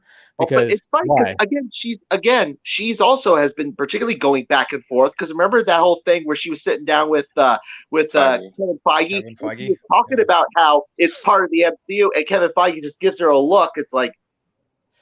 But the thing, I mean, it still is. I mean, that's the thing. It's still all connected because we have multiverse now, so they're allowed to have stuff. But like I said, like and I won't say any spoilers. But the fact that, but even the director himself, Espinosa, he actually said like, oh yeah, the reason why Michael Keaton's in this universe because he's just he moved universes. He's now in this universe. Sony created that idea, and it's like, I'm like, wow, guys, like, what do we got to do to just get a good fucking movie? Like, I don't care what universe, I don't care who shows up. No more cameos. Again, hopefully, Doctor Strange and the Multiverse of Madness is fantastic, and I do not believe that runtime that was revealed today. I do not believe it. 2 hours, 6 minutes. 2 hours. No, 2 hours and 6 minutes. I don't think that doesn't sound like as much as they're like putting into this movie with the whole multiverse. That sounds a little short. I hope that's not true. I was hoping it was going to be the runtime for Morbius seemed a little short, didn't it?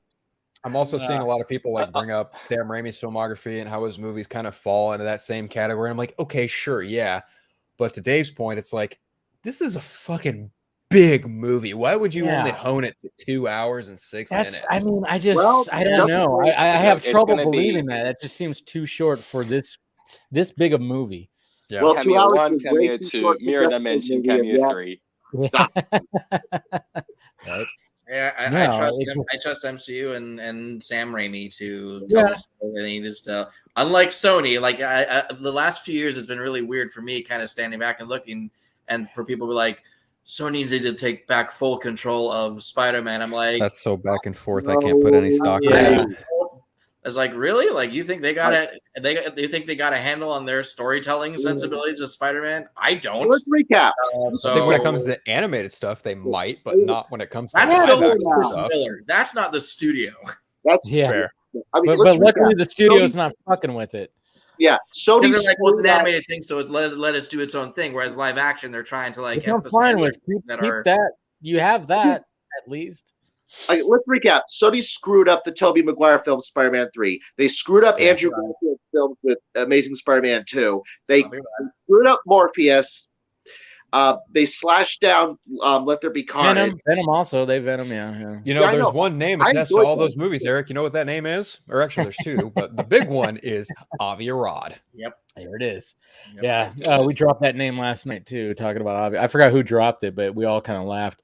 Because we were talking about Miami, but you watch more. I mean, it's an hour and 44 minutes, which I was like, holy shit. And I even told my friend that too. She's like, really? It's that short? I'm like, yeah. So expect like scenes to be like boom, boom, boom. And sure enough, like right at which I enjoyed the build up, enjoyed the flashback when him and Milo as kids and building that relationship. But then it just goes boom, boom, boom, boom, boom. And then it's like, hey, now we have a montage where we got voiceover from Leto. And then he's talking about things. There's a scene right there. I'm sure that was a full sequence, but they just added it to the montage for a couple of seconds. And I'm wondering how much was like, and then people who, make video, I think, Heavy Spoilers, he talked about it. He tweeted it out. He's been tweeting a lot about Morbius. When he was making his video, he realized like he was taking footage from the trailer, from the first trailer, and he goes, "Man, that wasn't in the movie. That wasn't in the movie." It's just like Jesus Christ. I will say this about the funny thing about Let There Be Carnage is that Let There Be Carnage did flow pretty well. I mean, when I watched the film, I never felt that wait, something's missing here. So I don't know how it worked, but it did. I just felt like there should have been more to Cletus. I just thought, I just felt like there should have been just a little bit more with there, and I think there was more there. I agree with that, but it never felt like there was something here, but was snipped out. I don't know how true this is, but I think I did see on Twitter some like concept art or some like storyboard art of like the ending battle. I guess it was supposed to be a little more drawn out. There was carnage, and he was going to have like Venom all like crossed up. And oh man, if I find it, I'll shoot it to you because it looked pretty fucking cool. If that had happened, then a lot of the complaints from like fans of the comics is like, wait a minute, Let There Be Carnage. Like Carnage is supposed to be this grand menace who's like pretty much kicks Venom's butt. It would have been a lot more satisfying. Oh yeah, yeah. That was sorry. That was because like in the comics, I've ever seen. What was the worst movie? Venom? Carnage, yeah. No, I was watching. Like in the comics, like I just sent him to you to DMs. I just found it. Carnage, right? Say that one more time, Eric. No, it's just like in the comics, like Venom has to find Spider-Man and team up with him to beat Carnage for a reason because Carnage in Maximum Carnage, yes. Venom and Spider-Man have to team up to take out Carnage to some extent in Maximum Carnage. You're right. Well, that's pretty damn cool right there. Oh, yeah. So Carnage kind of turns into a priest, and he's got Venom all. Oh my God! His tongue would have been in the church crown. Wow. There you go. See, if all that stuff, like if stuff like that. Now, again, when I saw the movie, I never felt like, oh, there was something here, but it was snipped out. But if they had extended it, if they had included that stuff, it would have been a lot more satisfying to fans of the comics. Yeah, man, I really love. I mean but that they probably were like, oh man, it's too dark. It's too dark. Like, it's Carnage. Yeah, I know. It's like that's where again the R rating. I know there's been discourse on that too. Should Venom be R-rated? Should it not? But at the same time, I'm like, it's Let There Be Carnage. They're supposed to be. Those images almost look like they're Bill. I mean, one of you guys who knows the artist better, but they look very Bill Sienkiewicz like. Yeah, I don't know. I mean, I don't know. I don't really know the artist. Yeah. So, but at the same time, I'm just like, cool. I mean, something like that. That's what I was actually kind of more looking forward to when the movie was announced. I'm like, well, shouldn't they go for an R-rated if you're going to have Carnage into it? I mean, but at the same time, I've talked to Venom fans, diehard Venom fans. I mean, Venom Vlog, Seek, he goes, well, it doesn't have to be. It doesn't have to be. Yeah, but at the same time, sometimes I'll go, but I really think that Morbius would have benefited from the R-rated because it's a fucking vampire. I mean, there's two vampires, obviously. You got, he's got to play somebody. So, and then I don't know. With Blade, you're trying to cut away from all the action sequences. It's like you're trying not to show what the actual character does. It's like, oh, there's a hint of it, but don't worry about it. Let's move on. I get it. I mean, like, I think they're just learning the wrong lesson from what Hitchcock was saying. Like Alfred Hitchcock says that the most horrifying things are the things you don't see, but that you imagine with your mind.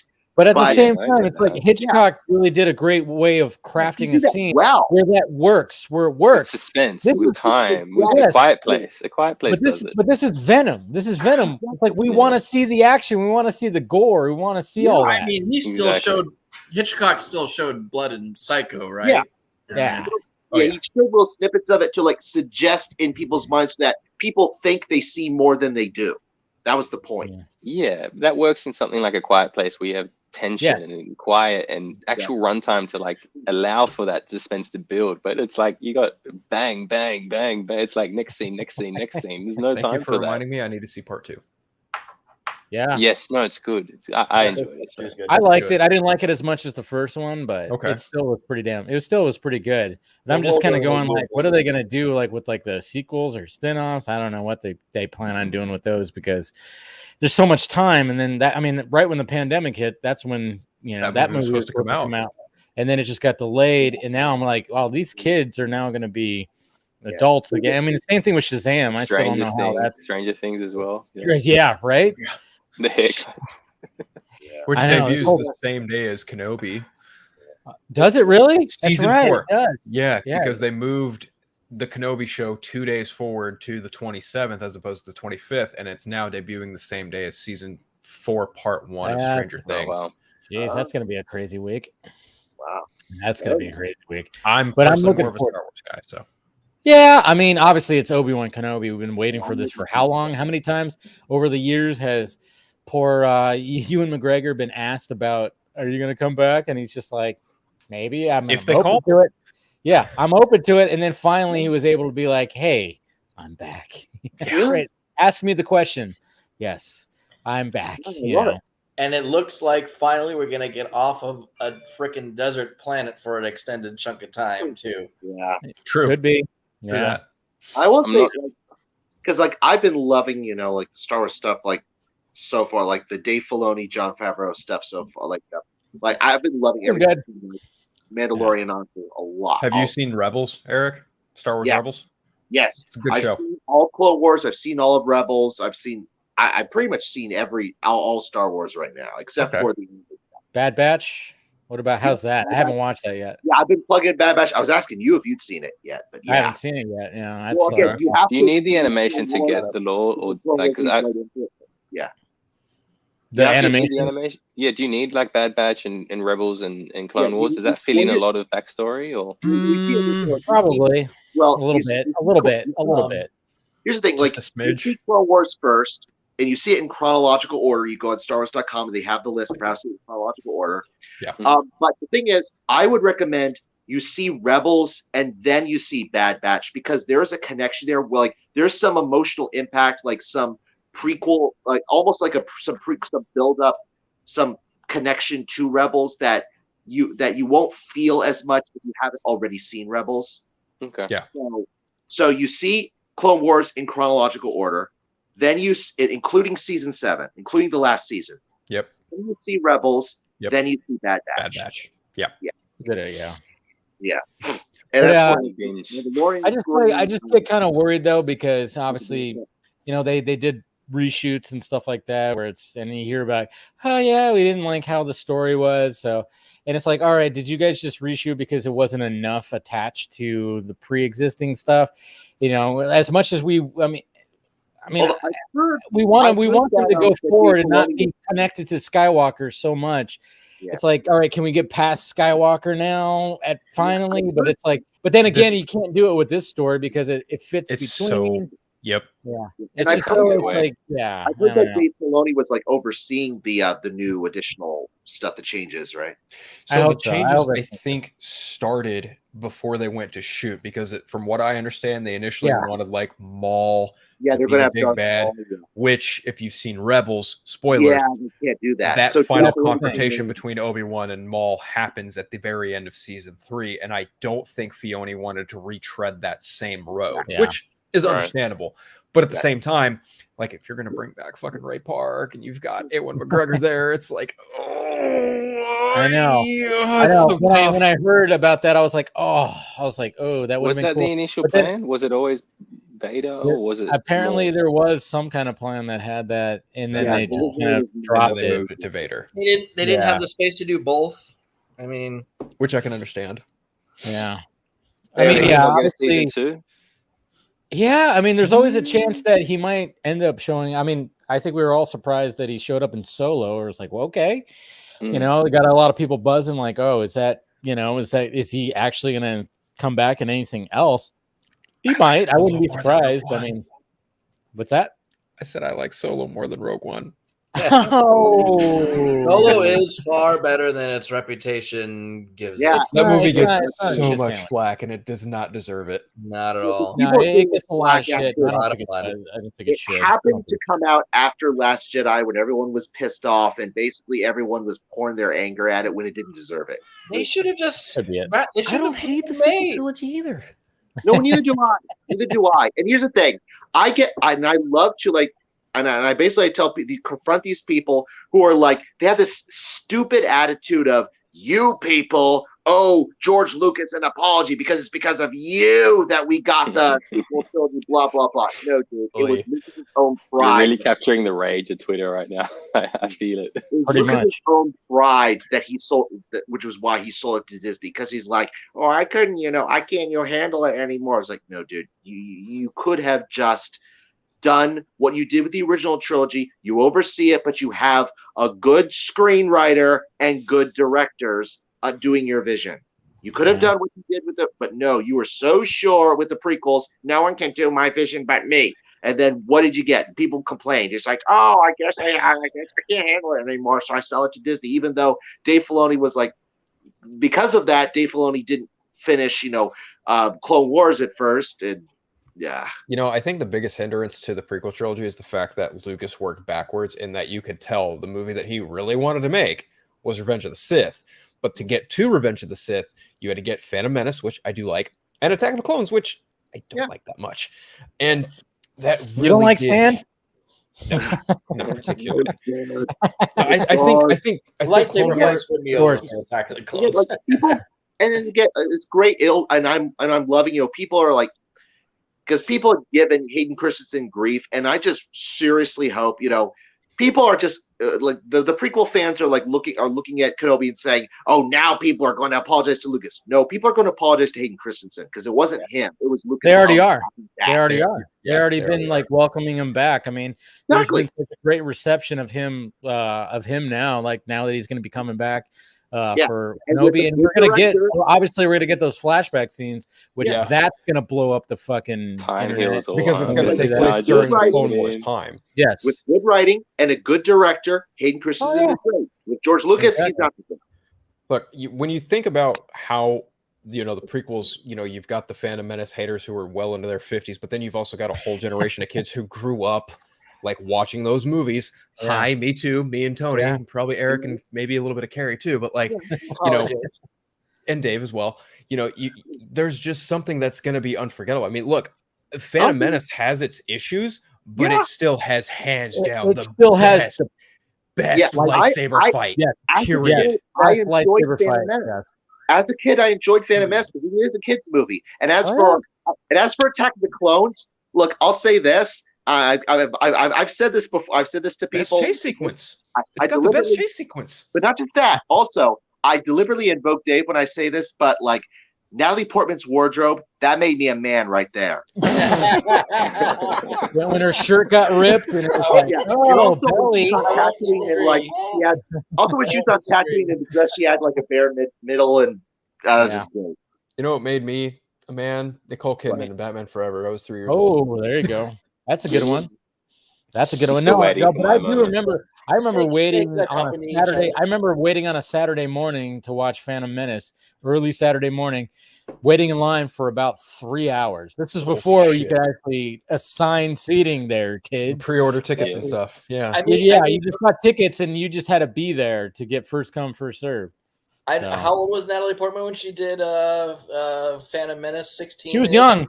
She was young. She was 14, and little Jake Lloyd, I think, was 8 or 9. See, those.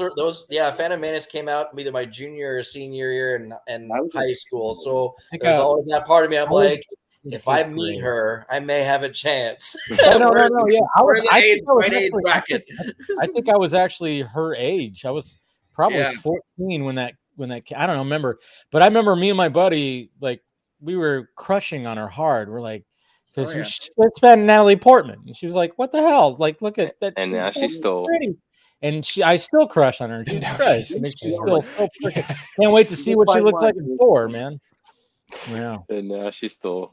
Yeah, she might be the only reason I go see Thor: Love and Thunder. Oh yeah, she's definitely the only reason why, because it's going to be Ragnarok. On the same page with that. Oh my god. Oh man, it's my team. No. I did not. I know. It's like, god damn, it's going to be Ragnarok 2, and but I'm just going like, hey, Natalie Portman's there. And she got all like, and fit the rest for of the it. Guardians. Hey, yeah. There's that, too. And also back Christian Bale, Gore the God Butcher. Yeah. There's a lot of good things going into it. I'm just worried that the fucking humor is going to just. You mentioned as you brought up like the kids that grew up with the prequels are going to be more forgiving towards them, and whether these people, these defenders of the prequels who hate on the sequels, whether they want to admit it or not, there are also kids who grew up with the sequels that love the sequel. Oh yeah. And whatever wishful thinking they want to engage in, the sequel trilogy is not going to be retconned. Stupid. They just won't out of your head. That's the thing. It won't ever be retconned, but they're just, I think, hopefully, well, a couple of things. No, they're going one of my issues with, I mean, this wasn't the biggest issue, but like one of my issues with the sequel trilogy was the fact that like, okay, I've got a prequel trilogy, not the best acting or the best direction, but damn good lightsaber action. And you can't bring that caliber into the sequel trilogy? Oh, yeah. I mean, come on. The lightsaber battles weren't on. I mean, the prequels had that. Again, like I agree with Phil, like the Darth Maul. Phantom Menace. Yeah. I mean, that's the best one, especially when it's Obi-Wan and Maul one-on-one. That thing is so fucking energetic. It's like, holy shit. I will give it to Carrie, though. I was like, I'm ready to see Luke being a lightsaber Jedi Master badass, and we didn't get it. I will give it to you, though. I think the next best fight after, the Phantom Menace fight, there's obviously the fight between Luke and Vader and Empire, but I think the next best one comes from the sequel trilogy, and that's Episode 7 between Rey and Kylo Ren. Like, even the fact that he's damaged, they still have a pretty gnarly fight in the snow on Starkiller Base. No, it's a good one. It's good. And all the people they're saying that she was that she shouldn't have won against Kylo Ren. Kylo Ren had taken several shots to the gut from Chewie. He was injured. He took a single bone shot. It was a miracle that he was winning so much in that fight. Yeah. He kept on hitting his torso because he was in fucking pain. I know a lot of people were like, there's no way that she would have won. And but I'm like, well, first off, he's injured. And then it wasn't like it was like she won on sheer like, I'm like, she's doing all these crazy moves. It was like a lot of things that, and then of course, just utilizing what she just found in herself. And then he's injured. There's a lot of factors that caused her to win that. Capitalizing on variables. And funny thing is, all those people who say that like raise a Mary Sue. Okay, Anakin in Phantom Menace was absolutely a Gary Sue. The whole this is pod racing. It somehow blows up the control ship. That was BS. Yeah, I mean, there's some things in there. Yeah, it's just always going to be things where you're going to go, okay, okay. I just hope whenever they get around to making Star Wars movies again, that they just they go completely different era, bring in brand new characters, different settings. But then I mean, obviously we got Rogue Squadron that's coming out. Done. Let's go to something different. And then they had the Old Republic. Like, didn't they announce like something was in development for that? There you go. Sorry. Do you think they can capture the fandom without going back to Skywalkers and making it as successful? All the stuff with Rosario Dawson as Ahsoka, like talking about the return of Grand Admiral Thrawn. I mean, they're clearly setting up like a live action version of of Timothy Zahn's Heir to the Empire trilogy. So we're going to see that just with Ahsoka and with Ezra Bridger and the rest. It's like a revised, an updated version of the Heir to the Empire of the Thrawn trilogy, and that's going to be like people are going to love. It's going to be pretty saucy. I can't disagree. Awesome. And honestly, like if I were to do like an episode 10, I'd probably just do what everybody would want. I would turn Rey into like the evil Empress. I'd give Finn a lightsaber in a Jedi temple. I'd just do it all. That's what I would do. But that's just honestly. Me. Honestly, what I would do is look. Rey is not going to be evil, but I loved how she's fighting an evil version of her in there. So why not just do like if we're talking about clones, there was a clone of her that is the Dark Rey that every young guy wanted to see. Yeah. No. I mean, like Dark Rey. I mean, it was. I mean, when we saw that in that trailer where she literally like had the fold out, the switch blade, everyone thought when she had the staff, everyone was so sure that staff was set up to her having a double-bladed lightsaber, and that was what was going to give her. I said, yeah. Well, I mean, and there was like anytime you were trying to break down, like trying to figure everything out, where did she come from? I remember there were so many people, even me. I was like, is she a Kenobi? Nah. Is she? I mean, But then what's funny though, I think I even settled to like maybe she is a Palpatine. Look at how, because Palpatine, when he, anytime you saw him with a lightsaber, like I think he did the whole kind of like jabbing motion, and she would do that too. And then it ended up being, him coming back and stuff, and it was just like, and then that link right there. But at the same time, that was like a last minute change kind of thing. Although, like, DC really did then reveal that JJ's like vision, his plan, his vision was that she was the granddaughter of Obi-Wan, and therefore the granddaughter of Duchess Satine, which would have been great. She's half Jedi, half Mandalorian. How about that? God damn! See, that was the original plan. Well, yeah, but she was supposed to be the granddaughter of Obi-Wan, and then and then people was like, okay, so obviously her grandmother was Duchess Satine, and that supports the theory that that the kid was not her nephew, but is in fact Obi-Wan's son, because he does look like he's Obi-Wan. Yeah. See, and when it comes to the way it played out, I mean, they should have definitely, because obviously they were setting up Finn to be, and then we find out that he is force sensitive. And then I was just kind of going like, well, that would have been cool to play off of, because the fact that he was a stormtrooper at one point, then he becomes a Jedi, that would have been cool. And then I would have thought it would have been cool if they went down the road of like, well, what kind of disappointed me was the fact when Kylo Ren, or when Ben becomes Ben and he's good. I loved those scenes in Rise of Skywalker. I thought that was great because you had a sense of, hey, he's got some Solo in him, like especially when he gets a lightsaber and he goes, it's just like, all right, there you go. That's your dad right there. That's Han Solo. Doing that, I'm like, can you imagine a fucking character that had both a lightsaber and a blaster on both sides of their I mean, and like even getting back to Rey being a descendant of Obi-Wan, she had the accent of Alec Guinness. Yes, I know. Like, it seemed to fit so well. Yes. Why is Obi-Wan calling out her name in Force Awakens? And of course, another thing they never explained how they got Luke's original lightsaber in the first. There's JJ's mystery box trope all over again. JJ landed the plane with Rise of Skywalker, but it was a rocky landing to be sure. So can't disagree. It was like all these people who are blaming JJ, who are saying that JJ ruins franchises. I was like, you people have no idea what you're talking about. That movie was so stacked against it before it even came out. It's not even funny. Like, they had to. I don't want to mean this maliciously, but they had to cope with the loss of Carrie Fisher, and then they had to write everything around that to fit that movie.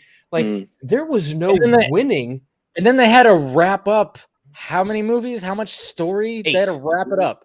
Yeah. They had to wrap all that up in a nice little bow to be like, this is the Skywalker saga wrapped up. And it was like, how do you do that in one fucking movie? That story logic of going from Force Awakens, that should have been a 3-hour movie. Yeah, already muddied in the first place. At least the JJ cut. Try and tie it all together was reasonably well.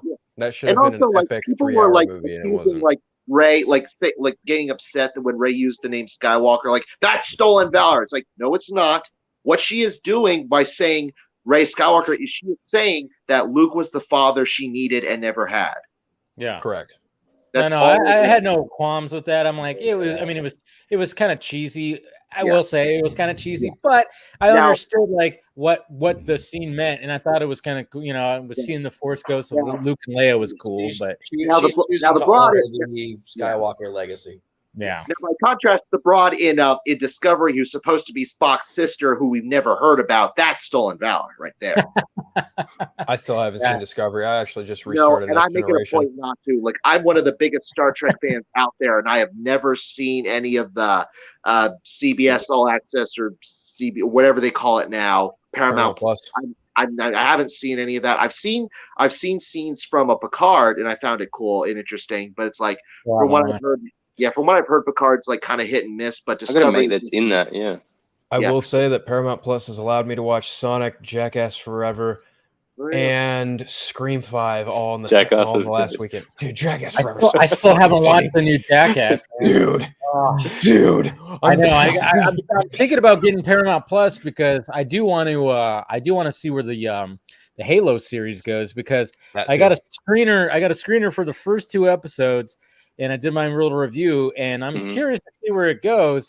But I'm like, oh shit, I gotta get Paramount Plus. Now I'm like, yeah, I probably should because I want to see Jackass also. If you want, I'll create an account and give you login access if you like. Hey, we're allowed to do that still, right? Yeah, I think so with Paramount, not Netflix. Yeah, right. Now with Netflix was like, look, because the thing is like with the folks have Disney Plus, and I have access, and I bought HBO Max and I gave the family access. So yeah. Well, we're sharing. Me and I'm sharing like Hulu and HBO Max, and it's wild. It's so people, many. Yeah. I know. I just like finally got. That's why I was like on a pure binge of Hulu stuff. Like I said, I was watching Pam and Tommy, and then of course The Dropout. That was just like I was a pure Hulu day today. So that's for me. Like I got Netflix for one reason and one reason only, for Zack Snyder stuff. Netflix. I've had Netflix for a while. Man. So and in all this Star Wars talk, I mean, remember we're getting a Zack Snyder's kind of Star Wars universe, which is so great. I mean, which for the record, those movies shoot from April to November. That's a 7-month shooting period. FYI for anyone paying attention. It is, and it's going to be 2 movies. I'll bet you he's shooting the movies like the sequel and so on back to back. Back to back. Oh yeah, he totally is. He totally is shooting both movies back to back, and I'm curious to hear the release dates of both of them. I mean, obviously, I'm excited about that. There's no like sequel pivot, tone change pivot. Like we've seen them try to aim for that with BVS and JL and be like, okay, we're shooting back to back, but there was a pivot mid scene, and then it just like completely changed it, so it compromised it. So now we've got a full 1, 2, and maybe 3 or back to back. There's not going to be no pivot. It's like we get to see one unchanged bulk of his work, and that's just beautiful. When he does that, getting the same treatment that Denny's getting with Dune, and I appreciate it. Yeah, like that, and then Dune Part 2, and then Dune Messiah. Like, yes, I want that. And after Zach's done with does the Rebel Moon story, like of all of the projects he's talked about next, I want to see his King Arthur in the Old West. I so want to see that. I hope he actually gets that, and gets everything. Because I've been talking with other folks about who would be like great casting. Like it would be like fun to see like a Timothy Olyphant. It would be like, look, if you want to do like an older Arthur, Kurt Russell. If you want to do a younger Arthur, Timothy Olyphant, and hey, Ray Fisher as Lancelot. I don't know. Did anyone see the April Fool's? Probably from discussing film or something like that. That John Hamm was cast in Rebel Moon. And I was like, no. In what? Yeah, I saw the announcement. Huh? Yeah. Wasn't there somebody else also? It was like John Hamm and somebody else, right? Yes, an actress. John Hamm and Anna de Armas. There is Anna de Armas. Oh wow! I saw the announcement that I was like, yes, but then I was like, oh. Yeah, I saw the April Fool's announcement that Gary Oldman was going to be in Oppenheimer. But was that an April Fool's announcement? That wasn't real. Damn it.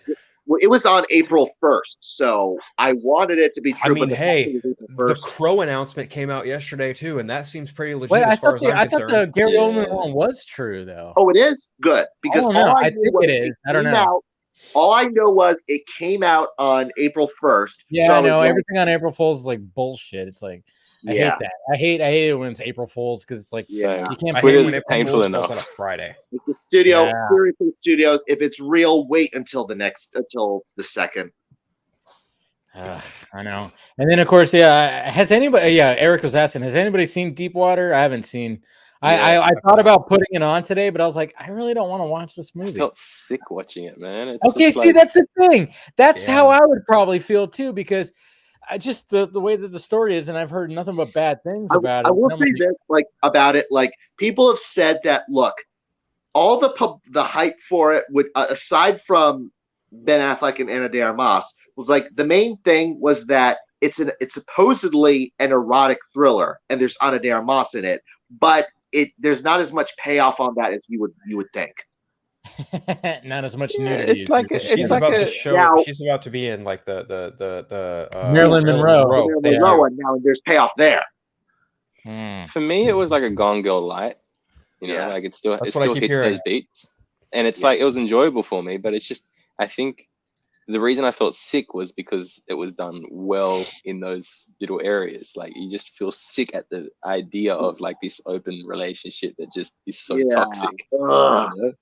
I know. See, that's what I was watching too. It just, I feel like I'd be like, just, what the, But that's, I guess that's the intention, right? Like it wants you to. I mean, yeah. So I guess it did its job, right? Okay, a movie that wants to make you sick at the very thought of watching it. Now I get it. They're slasher films, but I mean, I guess if the director's going for that, you nail it. So why not? It's rather like, what was it? Darren Aronofsky's, what was it? Requiem for a Dream. I saw it once. I'm glad I saw it. I never want to see it again. That's Joker. Joker. Oh, Joker was like that for you. Wow. It's like I got the taste, great and good. Yeah, for me it was like Mother. Mother was one of those where it's like, yep, saw it. Don't need to see that again. It was good, very well done, but man, there's some fucked up shit in there, and I'm like, even same with Midsommar.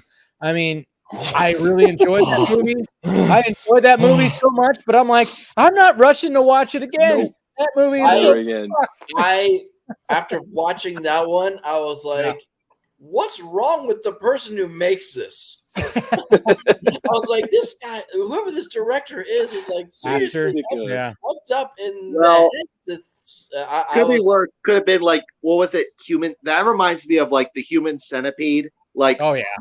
Oh God. Who could have thought? Like, I remember reading like what's Roger Ebert's review of the Human Centipede, and his whole review is basically, what kind of mind would have thought this was a movie to make? Oh yeah, it's fucked up. There's two ways to think of it. Yeah, there's two sides of the coin. It's like there's one movie that you watch, you'll never need to watch it again, but you'll always remember it. And then there's like movies like Thor: Dark World, you watch 10 times and you still won't know what the fuck it is because it's so forgettable. And it's like, I'd rather a movie that makes me feel so sick because of its artistic contribution, like it's done so well, whereas like other ones are just so forgettable. Completely agree. I completely agree. I'm the opposite. I'm kind of like, I'm like, if you're trying to be this weird, goofy, artsy, fartsy kind of thing, I'm just like, go do your bullshit. You need those films, man. You need those ones that make you just walk out going, fuck, man. Like, I remember walking out of Midsommar and somebody was like in front of me and he turned back. He's all, did you even like that, man? And I was like, I'm processing it. And I watched it one more time and I was like, this is a good movie, but it's just so fucking, it's like a lot of the, I did an Instagram like reactionary photo of like watching that movie, not quite scene by scene, but like every 20 or 30 minutes or so, it'd be a completely different face because it went from like, because the shit that happens in that movie is just like, oh my God. For me, it was like the first time the guy goes off the cliff and it's just that was like, that came out of nowhere. It was like smash and you're like, oh Jesus, you're like, whoa, they didn't cut away nothing. It was just flat out, and it was like, oh. It was that was jarring. But then the scene where the friend who went missing walks up to the guy who just got hit over the head and his face is all like movie again? I'm like, Midsommar. What the hell is going on here? It's got Florence Pugh in it. She's great. Oh yeah, she nailed it. That's a great performance. Better performance than but she was okay with her husband, or not her husband, her, I don't know, being it's all fucked up. I mean, it's very much just like, hey, this is a crazy little cult that they are in, that they've made their, and I mean, and it's going as fucked up as possible with the drugging and all that stuff. Or like almost anything by David Cronenberg. How about that? Like, Videodrome, right? He did Videodrome. Yep. Yeah.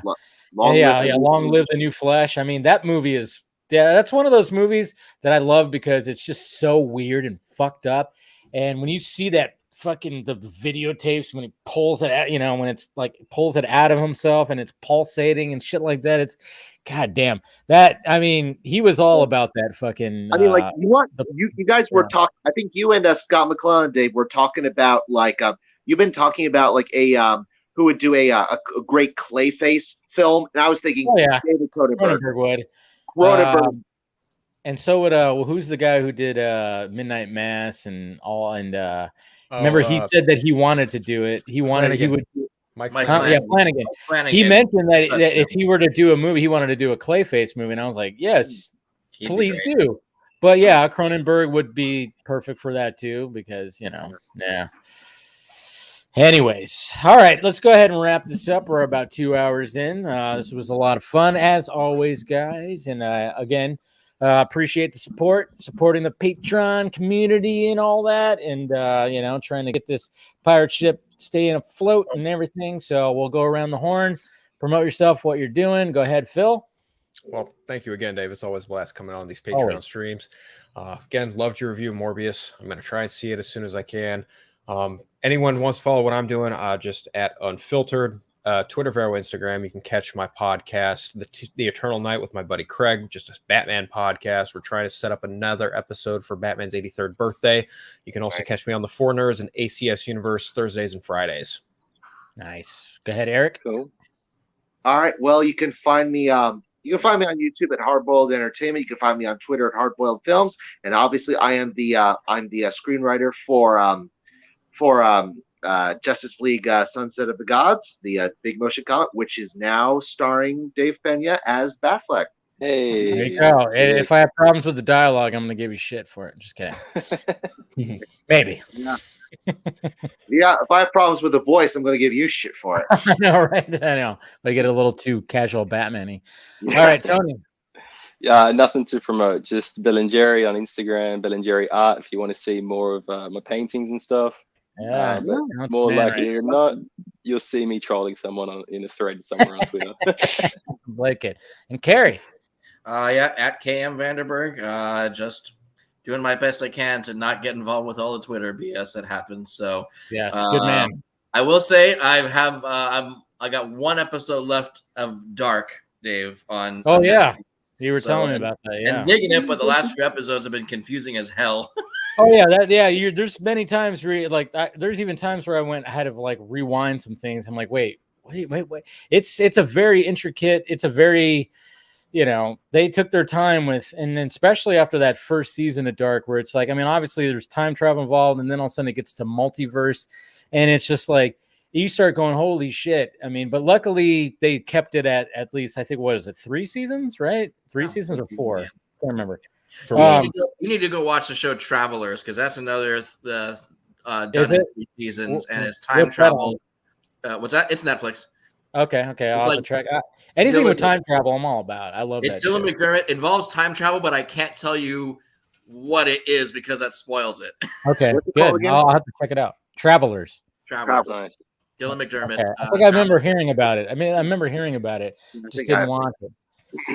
But anyways, guys, make sure you smash that like, thumbs up, do all that stuff. All the links are provided down below. Like if you want to join the Patreon, join the community, and come on here and chat for a couple of hours, do so for next month. We try to do it once a month, and everything's on there. Hit that like, thumbs up, all that stuff. Thank you guys again for joining, and we will talk to you later.